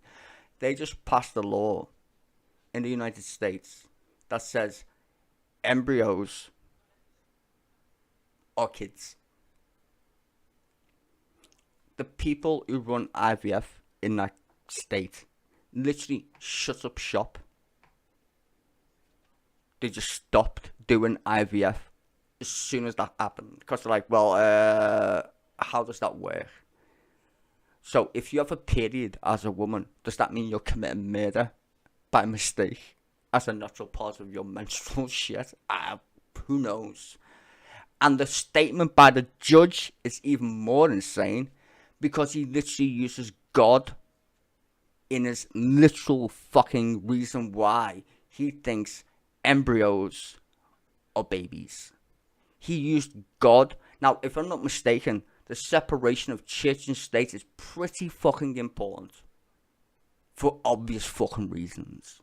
But these fucking nut jobs with so much money and power can literally change the fucking law, just like the stupid cunts did in the House of Parliament, or fucking Tories did. Rwanda is a safe country. Why? Because we said so. That's why. You can't make this shit up. It's fucking insane. I don't know whether the people who don't vote should riot or not. I'm pretty sure they will eventually because it's getting insane at this point. It's like all the stupid fucking people have the loudest voices, where all the same people are just looking back in shock going, what's going on? I think we should start voting. I think people of our ilk with brains, I think we need to form our own party of some kind. Don't know what it is. Got no idea. Here's another example. The vast majority of people in the United States don't vote Republican and don't vote Democrat. They're independent. I wonder why that is. But you never hear that on the news. All you hear about is Donald Trump and Joe Biden. Both of whom should never be the fucking president of the United States, by the way. Fuck knows how that works, but whatever. Money, as usual. But the vast majority of people don't vote. The United Kingdom, the vast majority of people don't vote. And then they wonder, how did Brexit happen? Because you didn't fucking bother to fucking get off your asses why that happened. The reason why governments exist is because you agree one idea. You're going to give your agency to somebody fucking else. That's it. That's the agreement. You are too lazy to give a fuck, so let somebody else do it for you. That's democracy. And the more fucking idiots that vote for another fucking idiot win. It's not a battle of ideas at this point. It's a battle of can you be bothered. That's what democracy is. Some people like dictators because it doesn't fucking... They don't have to do shit. As long as you leave me alone, I don't care. Good for you. Do you think China's asked that they've got a dictator? That motherfucker changed the entire country's idea. They used to elect leaders. Nope, not anymore. They're not communists, bro. They're fucking ruthless. China is literally Mad Max. They don't care. And all the other countries are like, how have you got 1 billion slaves? Funny fuckers. Now the West are trying to do the same shit. But they can't go around controlling the West like they do with all these other countries. Because we have this weird thing. It's called history. People seem to forget it, right? People forget that we've got a history of killing each other over this basic shit that we take for granted called democracy. I'm just saying. It's a bit mad. But here we are. Let's trust. Fucking in the United States. Next to a Nazi. Self-proclaimed Nazi. And not Nazi where he's goose-stepping. At least they're the nice. The goose-stepping Nazis, they're the nice kind of Nazis. If you could think of the worst Nazi, who would it be? Apart from Hitler himself, clearly. Who's his mates? The most powerful person other than Hitler was Joseph Goebbels, ladies and gentlemen. That's who you should be scared of. The press secretary. We used to call them spin doctors. Bit like Alistair Darling. Not Alistair Darling, God rest his soul. Not him. Campbell. I don't know why I said that. Alistair Campbell, actually. That cunt. You know, that guy who told you weapons of mass destruction were in Iraq. That cunt. They're the worst fucking cunts. People like him. Because they don't care. They don't care at all. But what they do is very important. They brainwash motherfuckers. That's what they do. We're being invaded by boats. How would you logically make that make any sense to anybody who can count to 10? We live on an island and we're being invaded by people on boats. The migrant crisis. You do know we live on an island and we have planes. Right? It's just mad. But you hear people, they believe it. They believe this shit. We've got no money. How's that possible when we print it? Like, literally, like, we have no money. Doesn't make any sense. But people still believe that shit, right? We have no money. Since when? Well, we don't want to end up like Zimbabwe. And what's Zimbabwe? If you're asking, why did you mention that? Zimbabwe has mad inflation. That's true. And why did they have mad inflation, one would ask? Because they had a nutcase, Black Hitler, who used to run that country. Black Hitler. Like Robert Mugabe, if you... whatever. Anyway, point is, did Zimbabwe ever go broke, one would ask? No. You had $1 trillion bills to buy a loaf of bread. That is definitely true. But did they ever go broke? No. Countries don't go broke, bro. They issue their own currency. Unless someone else owns your currency, then I don't fucking know. EU. But you don't go broke. Money itself. I don't know why I'm off on this tangent, but I'm fucking going on anyway. Money itself is an idea. There's no actual fucking thing. In fact, you look it up in a dictionary, it says money is anything with intrinsic value. Anything. That's the important part. Anything with intrinsic value. Which means as long as you give a fuck, it's worth something. And then we have another word attached to that called currency, which is the valuation of if you give a fuck about said giving a fuck. That's mad. And people make money on if you give a fuck or not. That's called the currency market, ladies and gentlemen. So our currency, the pound that we use, is only backed by the fact that you give a fuck if it's worth anything. That's why investors buy the pound and then charge you interest when you ask Do you want to borrow a pound, anybody, ladies and gentlemen? You're going to pay me? Yeah. Over 40 years. They're called yields and gilts, etc. Or bonds. I'll borrow a pound as long as I get 2% interest on my billion quid in 40 years or whatever the fuck it is. Okay, fine. It's normally 10 years. You get different levels. You get the point. Why am I off on a tangent again about money? Because Liz Truss is an economic illiterate cunt who stood next to a Nazi. Literally stood next to him. Waffling about the deep state. Who has fuck all, knows fuck all about fucking anything. And she doesn't know. She's the most fucking airheaded fuck ever. Even when she did, and this is the crazy part, when she did her budget, when she was Prime Minister, thankfully she wasn't Prime Minister for long, but when she was Prime Minister, all the Tories, all of them, yeah, cheered. Like fucking vapid little rats that they are. Cheered. Most of them didn't have a fucking clue either. All they wanted was to stay in power. That's it. What happened to the economy? It tanked. Why did it tank? Because this dumb bitch, literally dumb as bricks, said, who wants to buy a pound? Everyone was like, well, what are we going to get? And she's like, here's the funny part. You're going to pay me. Like, she literally did that in the open. And she thought that was a good idea. We're going to cut taxes. Listen this very carefully. We're going to cut taxes.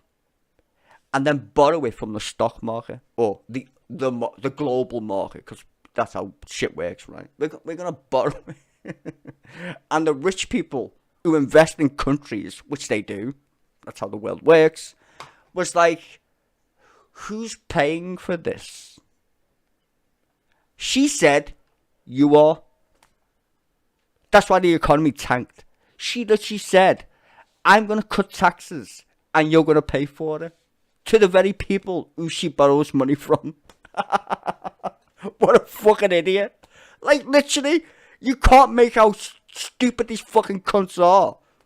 Who think, well, they tell you they know what the free market is, even though that's a fucking illusion in of itself. But let's just go with the flow, shall we? Let's pretend there's a free market, which it fucking isn't. But let's just say it is, right? She's told them, I'm going to cut taxes. They keep telling you about growth, and all that bullshit right on the TV. Or whatever. Oh, I need to grow Britain. We're an island, we're not going to get any bigger, you prick. Anyway. Oh my god. She fucking told them, can I borrow some money? Because we got loads of plebs. The stock market's like, nah. No, that's just stupid. I'm not, wait, no. And they're still trying to convince you that that's the case. It's even more funny when you realize that when people say you can't tax, this is the most honestly funniest shit I've ever read in my life, and people still believe it to this day, which is fucking mental. You can't, well, Tories say, I should say, you can't tax your way out of a recession. Pretty sure you can. That's why ever since the Tories have been in power, they gave away all the taxes. Well, other than you, clearly. But ever since the Tories have been in power since 2010, they've made money. Let that sink in. You pay more tax, your services got shitter.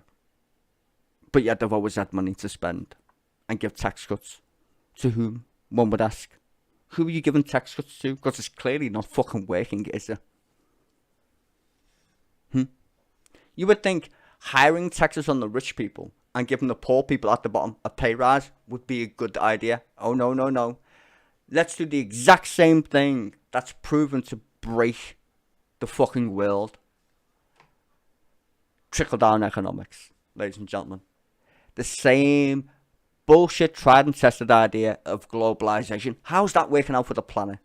Can I just ask that? How does globalization work? It doesn't work. All it creates is Donald Trumps and crazy people who are nationalists. Because the people get mad that their country's being fucked, sold. That's it. They get mad. What did they do next? One would ask. Vote for a populist. Third world banana republic shit. That's what the West is in right now. Third world Republican, not Republican. Third world dictatorship syndrome. That's what the West has. The West has woken up to the fact that they don't do anything anymore. They don't make anything. They don't. Well, the only thing is the West makes is fucking weapons. Literally. That's about it. We don't make anything. All the shit you buy comes from a fucking country over there. Your phone that you paid $100 for or $500, whatever the fuck it is. I've got an Apple phone made by a Chinese person, might I point out, which we all know. But you still pay $1,000 for these phones, even though it was made by a communist country, by a person who gets paid $50 a year or some stupid shit. Like, their money's garbage compared to how much you spent on that phone. But Apple's a great country. It will be eventually, probably. But Apple's a great company, right? Most of the shit you buy, made in Taiwan, made here, made there. Not made here. Why is it not made in the country that you live? Too expensive. For whom? The people who make money. That's who. Not you. They don't give a fuck about you. They want to sell you shit, though. Why pay some fucking clown the right amount of money to make my shit when I can just fucking pay a slave? That's literally the point. And these fuckers want to convince you that's okay for business. Be a slave, bitch. Don't ask no questions. Don't count to 10. Fuck that. It's far too complex for you fucking idiots with the right to vote. Just listen to what we tell you about the deep state. Because the deep state exists. Yes, it does. There's a conspiracy. The state. What? The one that you actually are in. Like, do you understand how mad this gets? The very person who said deep state was our former prime minister. Let that sink in. The very people at the apex of power we allowed them to have. Also let that sink in. We allowed them to have this power. It's not like we have a choice in terms of... I don't know. We do. But we give these fuckers power. And then they turn around and tell me I read shit on Reddit. Are you kidding me? Are you seriously making this shit up? How does Alex Jones become Prime Minister of the United Kingdom? How does Donald Trump, beloved by so many fucking idiots, still get loved today? Because people are thick and they believe any fucking batshit crazy shit. People make videos about if the world's flat. And I'll tell you why. Because it's a good way to make money. Everybody knows the world's round, bro. Or some idiots don't. But it was started as a joke on 4chan to convince other dumb fucking cunts that the world is actually flat for a joke. And then people took it seriously. And then you get fuckers on the internet going, why is that a thing? Because it's the internet, you fucking clown. And now we have news programs who watch the internet and think they're informed and then parrot the same fucking nonsense anyway. Like these dumb fucking cunts who host these shows. Clueless fucking clowns. Society is breaking down because we let the idiots take over the fucking rodeo. ladies and gentlemen? Do you remember going to school? Did you pay any attention to the dumb fucking cunts at school? No. You weren't. If you were the kid at the back of the class that nobody liked, you're now in control of planet Earth, apparently. Because that's what's fucking happening right now. The fucking cunts you fucking didn't like at school, they're in charge. Fucking dumb cunts. No fucking idea who they are. Bullied. That's what they were. Bullied. And now they run our countries. It's mad. And if you don't like the fact that I just said that, I don't give a fuck. It's still true. And the internet just made it 100 million times worse. Because now everybody has an opinion like it's a fact. Great. Fucking great. Breaking news. Somebody took a fart in Afghanistan. Oh, great. That's fucking great news. I mean, literally. If you watch news programs like I do, it's insane. The amount of shit that they shovel out as news. Most of it's not news. Most of it's called common sense. There's a war with Israel and Palestine. Okay. We're gonna have a two-state solution. Okay. Anybody with a brain knows that's bullshit. But okay, keep going. Well, I support the Palestinians. Yeah, okay. I support the Jews. Okay. You do know they're both believing in God, right? Yeah. You see the problem? No. Maybe you should shut the fuck up then, innit? Stop talking. You can support who you want. It's not a football game, bro. Like, literally. They believe in God. Did you look up the word God in a dictionary? No. Why? I mean, you should. It's pretty funny. It's a description. What's that? It means it can be fucking anything you want it to be. Like Harry Potter. If you've seen two fucking idiots fighting over Harry Potter, you would think that was funny, right? Like, no, that's actually stupid. That's exactly what humans do. Replace Harry Potter with the Quran or the Torah or whatever fucking stupid book you fucking read as a child. It's the exact same shit. And as you're too fucking dumb to notice that, God help us all. And I don't even think God exists because it's a description of anything. Or maybe I could invent my own God called a cunt or a meme or whatever it is. The point is people are thick at the end of the day. They believe in all this shit. And it's breaking news. You get racists who are not racist but are racist. And I'm just like, what the fuck's going on here? Very confusing. Very confusing. Fascists always come with a smile. Mostly racists do. Like, we should know this shit already. It's not like it's new in our history as human beings. Hitler was elected by the German people as a national socialist.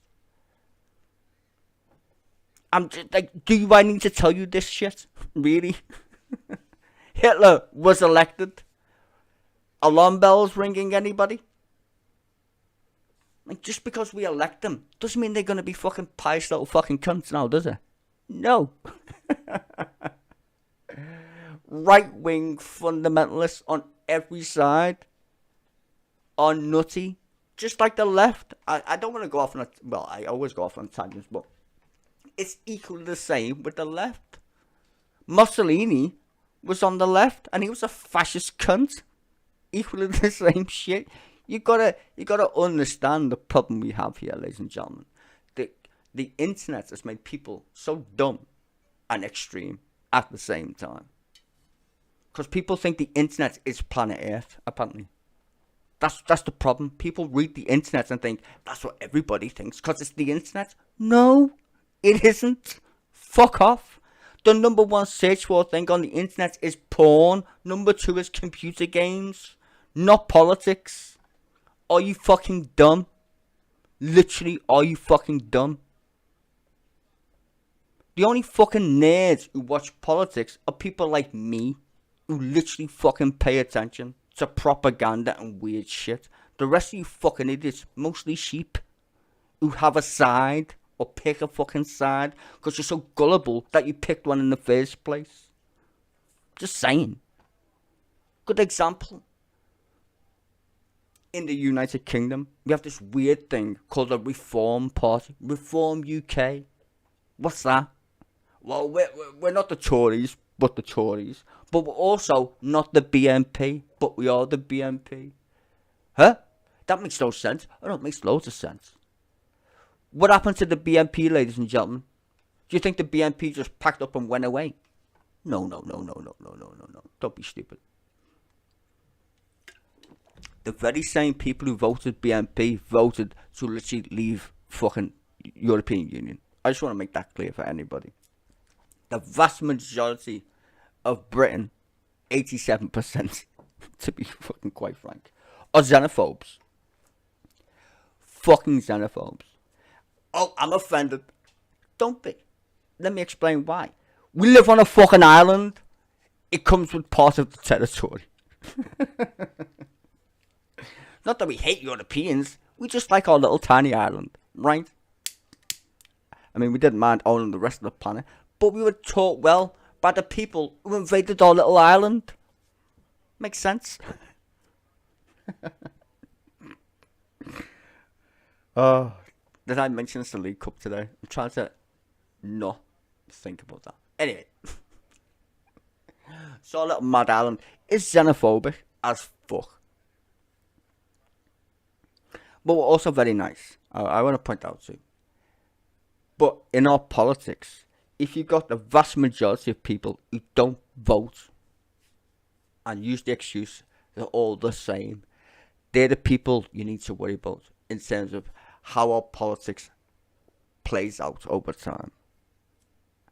Because the nutters, the extremes on both sides, left and right, take over. That's what's actually happening in front of us all in Western democracies. The fucking loons that you would literally say, you're a fucking loon, they actually run the country. Or trying to. The batshit craziness of them is spooky. And the people who follow them, they think they're the majority when they're not. Which is even equally more scary. The vast majority of people in the United Kingdom don't vote.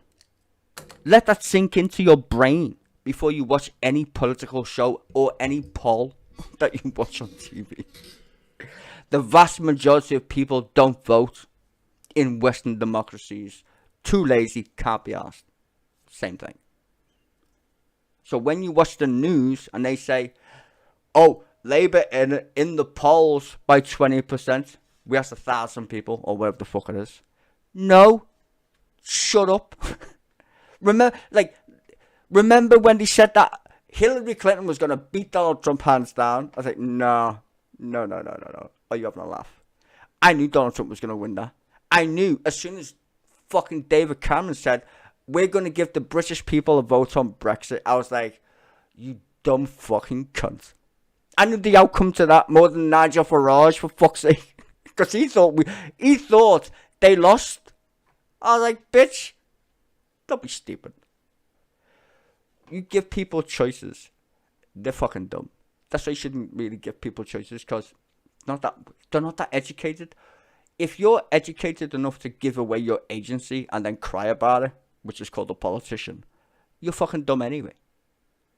Oh, well, the politics is broken. Yeah, it is, because you're fucking lazy. And you let the nutters take over the asylum, apparently. Like Liz Truss. Prime Minister for 45 days. And now she stood next to Steve Bannon. People are upset that a racist guy said something racist. Okay. People vote for him. I mean, what's your problem, bro? You see what I'm saying? Like, literally, some racist MP literally went, oh, by the way, I'm racist, or a xenophobe. And people are like, oh, that's shocking. How? How is that shocking? People are racist. They exist. I mean, which would you rather have? someone who calls you a racist word or whatever, or someone who smiles and doesn't give you a job? Which one? I know which one I hate more. And that's the problem. These politicians say anything to excuse their vapid bullshit. Like that ginger cunt before. Well, I agree with this, but I don't agree with that. Bro, you ass-licking rat. Little ass-licker. They say anything. Anything. Minions. Fucking minions. That's exactly what they are. Minions. All these little politicians, minion fuckers on TV. Well, you know. I said this before and I'll say it again. Suella Braverman, biggest racist I've ever seen in my life. Biggest racist ever. You're like, how can she be racist? She's black. She don't think she's black, bro. She just don't. You mad? Like, I don't want to use the N-word, but because some people get offended, sadly. You know, okay, funny story. White people get offended by the word nigger more than black people do. Just say it. Anywho, moving on. She's a fucking racist, bro. House nigger is the terminology. Uncle Tom, take your pick. But, like, the shit she came out with blew my mind. And then I forgot she's from India, and it made sense. India has a caste system. Like, literally. They base how good you are as a human being based on God and the colour of your skin. If you don't know this, a little history lesson for you. In India, all the good gods, the nice people, white. All the black ones, bad. Bad, bad, bad. So they have a caste system. What level of good or bad are you are based on how fucking, what's your skin tone? Well, you must be evil because you're black. Yeah. I mean, you can't make this shit up. But these people apparently run our country. Suella Braverman, my bet, in fact, I would say, she's odds on to be the next Tory leader. Suella Braverman, ladies and gentlemen.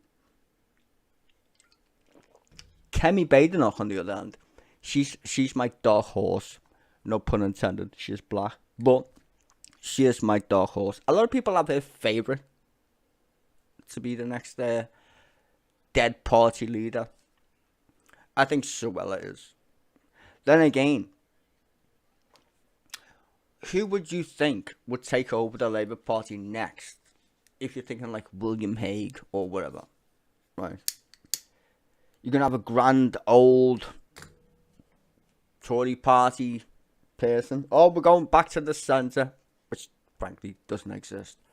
Or we're going to go extremes like America. Does Donald Trump work in Britain? A Tory would ask. Yes. Why? Because the people who give them this information are literally Americans. And Donald Trump apparently is fine. So therefore, that mad shit works perfectly fine in Britain.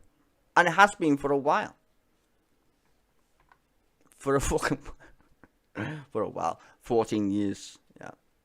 That's a while. How to solve this problem? Vote. And I would suggest not this election, just get rid of the Tories first, but in the next maybe election, I would hope people voted independent, and I want Americans to do the exact same shit after this clusterfuck election. All the people who don't vote normally for any party because they are actually shit on both sides. Form a party somehow. I don't know what. Call it the independent party. Fuck knows. I've got no idea. Just stop voting for these fucking robot, fucking talking waffly cunts who are all, one, bad at economics. Literally bad at economics. And two, couldn't give a fuck. Why should I give you my agency as a reason for you to fuck shit up the way you do? You clearly have no clue. You can't tell me the price of a fucking loaf of bread or a pint of milk. You don't need no job. You just don't. That's what every politician that you ever vote for, the first fucking thing you should ask them, how much is a loaf of bread or a pint of milk? That's what they used to ask politicians back in the day, you know. And people be like, you're fucking dumb. Yes, you are. If you don't know that, then I don't know what planet you fucking live on at this point. Like, seriously. I don't know. But people think, oh, he's a politician. It's okay not to know basic shit. And you want to run the country? Hello? Our Prime Minister is worth 700 million quid. 700 million? Try counting that fucking high, motherfucker. 700 million. This fucker could pay for the NHS. No jokes. He could pay for it by himself. That's how much money he's fucking got. The NHS costs 85 million quid a year. 85 million. Oh, billion. Fucking, the point is, he's fucking rich. I think it's 85 million. 87. It's fucking, it's a lot of money. No jokes. But he's worth 700. 700 million quid. He's a billionaire and still gets paid to be Prime Minister, which is it 190k a year? Some fucking mad money. Why doesn't he give us wages to charity? Why? Oh, we're all in it together. Well, why are you getting paid then? You're already stupidly rich. Why are you actually doing this job? Rushy. Oh, I don't know. I want to do for the good of the people. Yeah. I watch a lot of fucking movies. I don't believe that for a fucking minute. Don't believe that at all, bitch. You're so full of shit. I know the sad part is everybody knows he's full of shit. Everybody. What are you going to do with 700 odd million quid in your bank? It's a funny thought. Well, it's not a thought, it's a fact. Kind of. Caveat. People with money, lots of money, like the idea of power. Because they got so much money, they get bored. What do I have to do next? Influence shit. That's what they normally do. And that's scary. Very scary. They want to change the world. Ooh. Sounds great, right? So you realise the people who change the world are the fucking Nazis. Like on both sides. Fucking Nazis. You can't go around saying everyone's a Nazi. Yes, I can. When they act like a Nazi and talk like Nazis, they're fucking Nazis. You quack like a duck, you're probably a duck. Calling people in Charlton nice people. My people. They're nice. People on both sides. KKK, they're just as nice as your regular Joe. Okay, bro. Yo, I'm the former Prime Minister of the United Kingdom.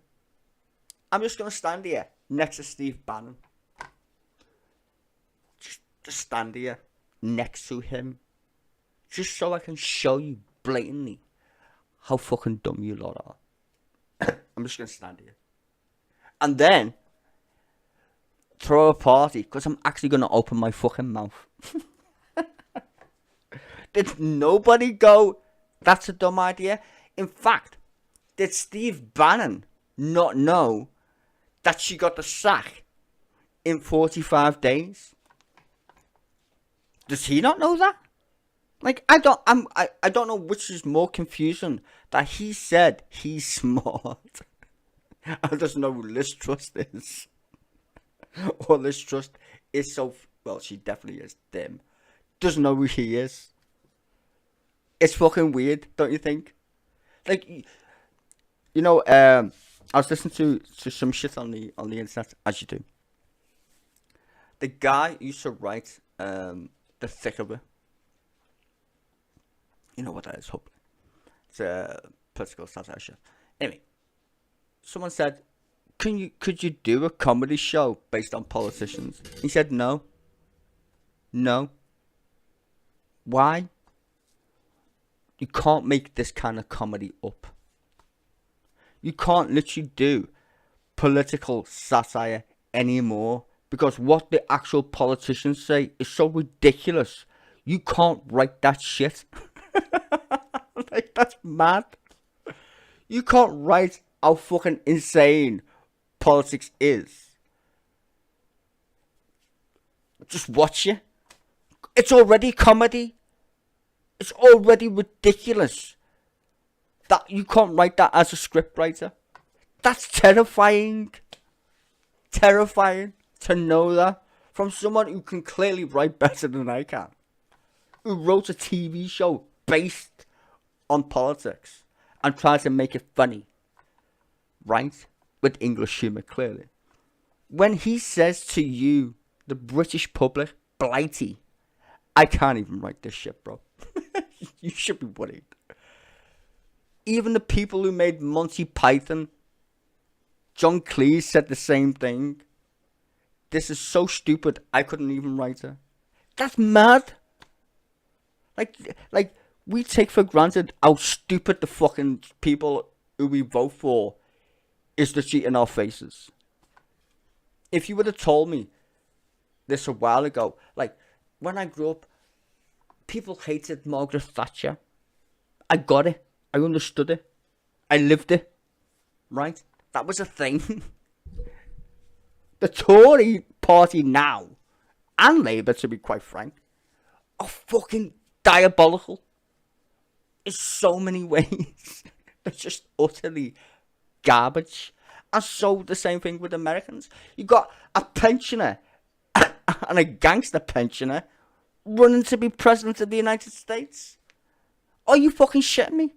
200 million Americans and you fucking elect a gangster and Sleepy Joe. Great. And now we've got Keir Starmer, who is blatantly shite. No charisma. He's about as attractive as a wet mop. But people hate the Tories so much they're just gonna vote Labour anyway. Fuck it. That's not a good situation to be in, people. That is not good. People seriously need to fucking get a clue very quickly. Because imagine we've got some mad things to deal with in the future. The maddest one is AI, technically speaking. Because that's going to affect actually your life. AI. These idiots don't have a clue how to even turn a computer on. And you want them in charge of AI. Fucking wow. Fucking wow. I can't even... Like, if I expand my brain to encompass the mental fucking shit of that, it'll explode. It literally will. Liz Truss in charge of AI. Okay. Well, AI's good for you people. AI's good for you. Okay. How? It's gonna take your job. What? It's gonna take your job? No, it's... Yeah, it is. What you mean? If you do anything on a computer, it's gonna take your job. I know that already. I literally know that.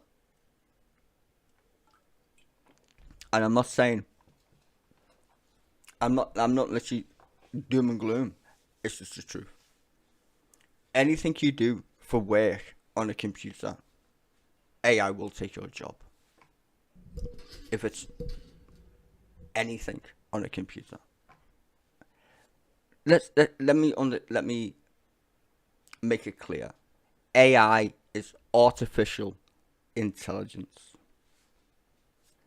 Just put them words in your brain. Just let it sink into your fucking mind. Artificial intelligence. Not real. Smart. They're the actual words you should use. Not real. Not smart. Humans don't know what intelligence is. You do understand that, right? Like, we literally don't. We only have one point of reference. And if you do anything in science, you should know this fact. If you only have one reference point, that's a bad thing. That's your only data. Your only data on intelligence is your own assumption of what intelligence is, which is you. That's like going to a psychiatrist and you're the psychiatrist. Doesn't work out well now, does it, ladies and gentlemen? No, it doesn't. But we're going to create something that mimics humans. Is that a good idea? No. It just isn't. It can count to 10, yeah, and it can also fucking nuke the fucking planet by mistake. No jokes. It can, and it probably will. You have a computer, right? Do you know why your computer breaks, ladies and gentlemen? When your computer ever fucks up, do you know whose fault that is? Yours. What do you mean? I never touched it. You did. You turned it on. That's your first problem. You turn that shit on. The rest is up to you at this point. So what we're doing is we're building HAL from 2000 Space Odyssey. Oh, yeah, that's fine. HAL's fine. Who killed people in that movie? Arthur C. Clarke, rest in peace. Who killed people in that movie? Was it HAL or the humans who programmed that fucking stupid bot? It was the humans.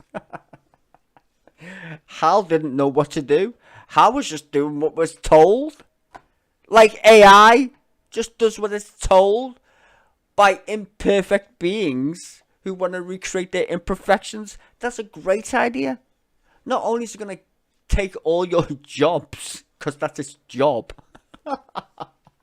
Because that's the only thing you have left is your brain. No, we want that too. Give me everything that you have. Not only that, fucking mental. But then people believe it. As like, oh, this is great.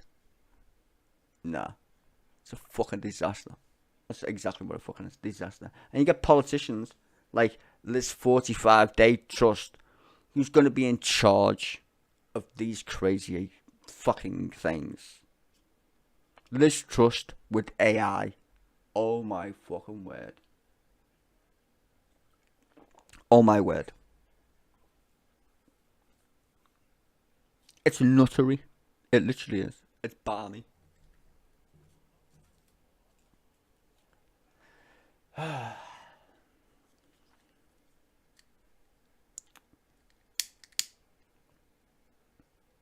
Nazis, fascists. Fuck yeah. Before I leave, I do want to make some complaints about the left.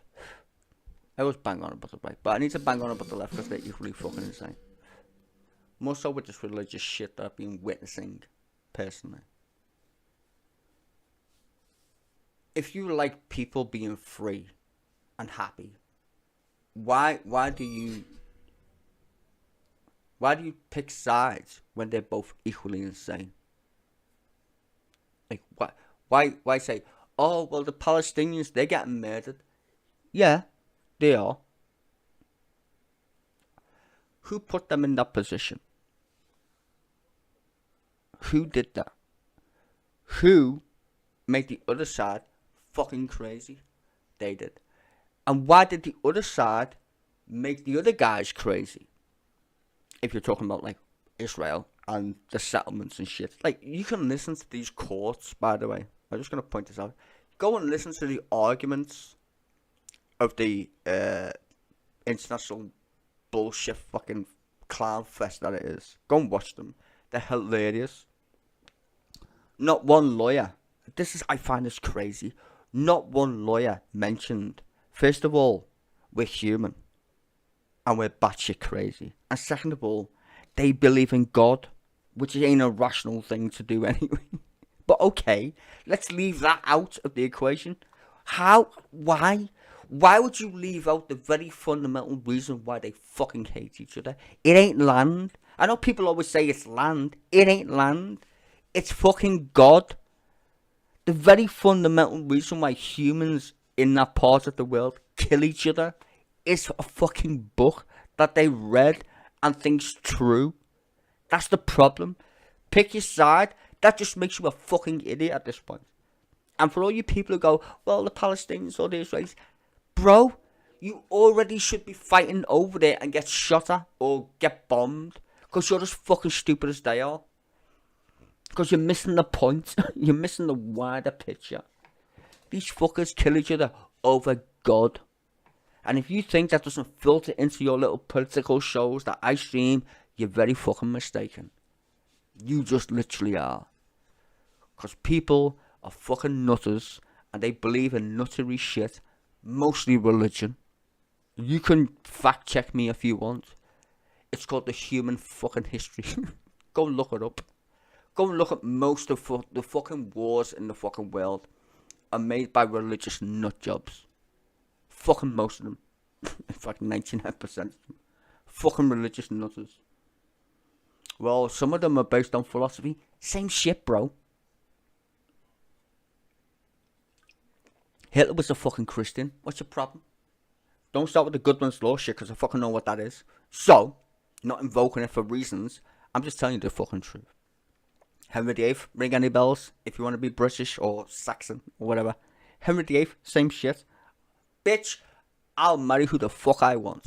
Why do you think we don't have the Pope in Britain anymore? I don't know. Because I want to marry some bitch. You can't tell me I can't get a divorce, motherfucker. I'm still a Christian.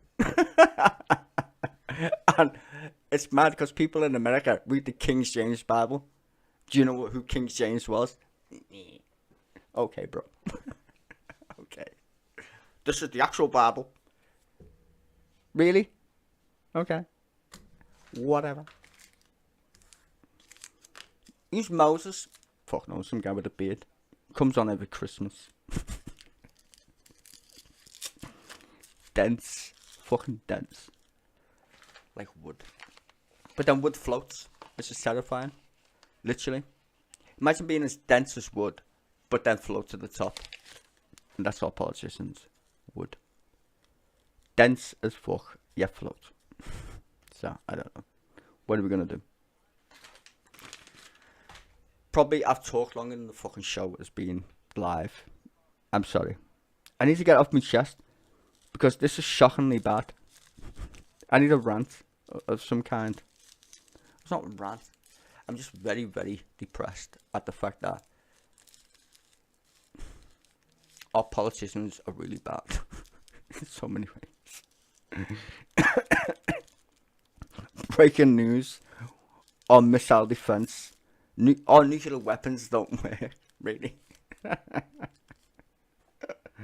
my god. Like that was literally on the news. We tested a missile, it fell over. Great. Do we need them anyway? Yeah, it's a deterrent. That's what they tell you. It's a deterrent from what getting nuked. Okay.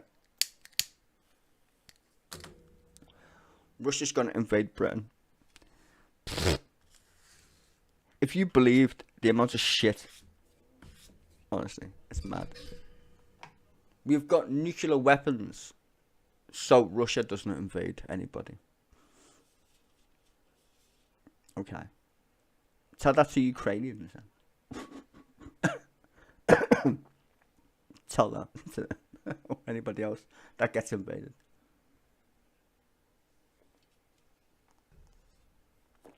Do you honestly think having nukes does anything to anybody other than mutual assured destruction? Let's say everybody gives up their nukes and just one person has nukes. What happens next? Nothing. Because we already know how that game works. Because the United States dropped 2 bombs on Japan. The only country in the entire history of the planet to use nuclear weapons. is the leader of the free world. Irony apparently is lost on some people. Well, they're fighting fascists. Took them a time. Took them a while. I mean, they did have a Nazi party in the United States. Just so you know. Like, literally, they did. It's fucking crazy. Anyway. What left to waffle about? Labour shit. Okay, covered that. In case people think I'm just a mad basher of right-wingers. Nazis are shit. Okay, got that covered. We're being run by weird corporate fascists of any ilk. Arse-licking, money-grabbing, weirdo, Bible-bashing, Torah-reading, Quran, cocksucking fuckers. Yeah, I'm sure I got it all covered. I'm pretty sure. If you feel offended by what I said, good. Good. You should be. And if you're not, you're probably smart. Or read a fucking dictionary. One of the two. But if you're offended, that's okay. Most people don't vote. And if you do, well, don't vote for Liz Truss. Like, why hasn't she gone away? I have no idea. Oh, wait, I do. Yeah, money. Never mind. Bye. I will be back. I was going to say tomorrow. I don't know, it might be interesting tomorrow because 30p Lee, whatever his fucking name is, he got the sack, didn't he? For being a racist. Oh well. I don't know, I might be back tomorrow.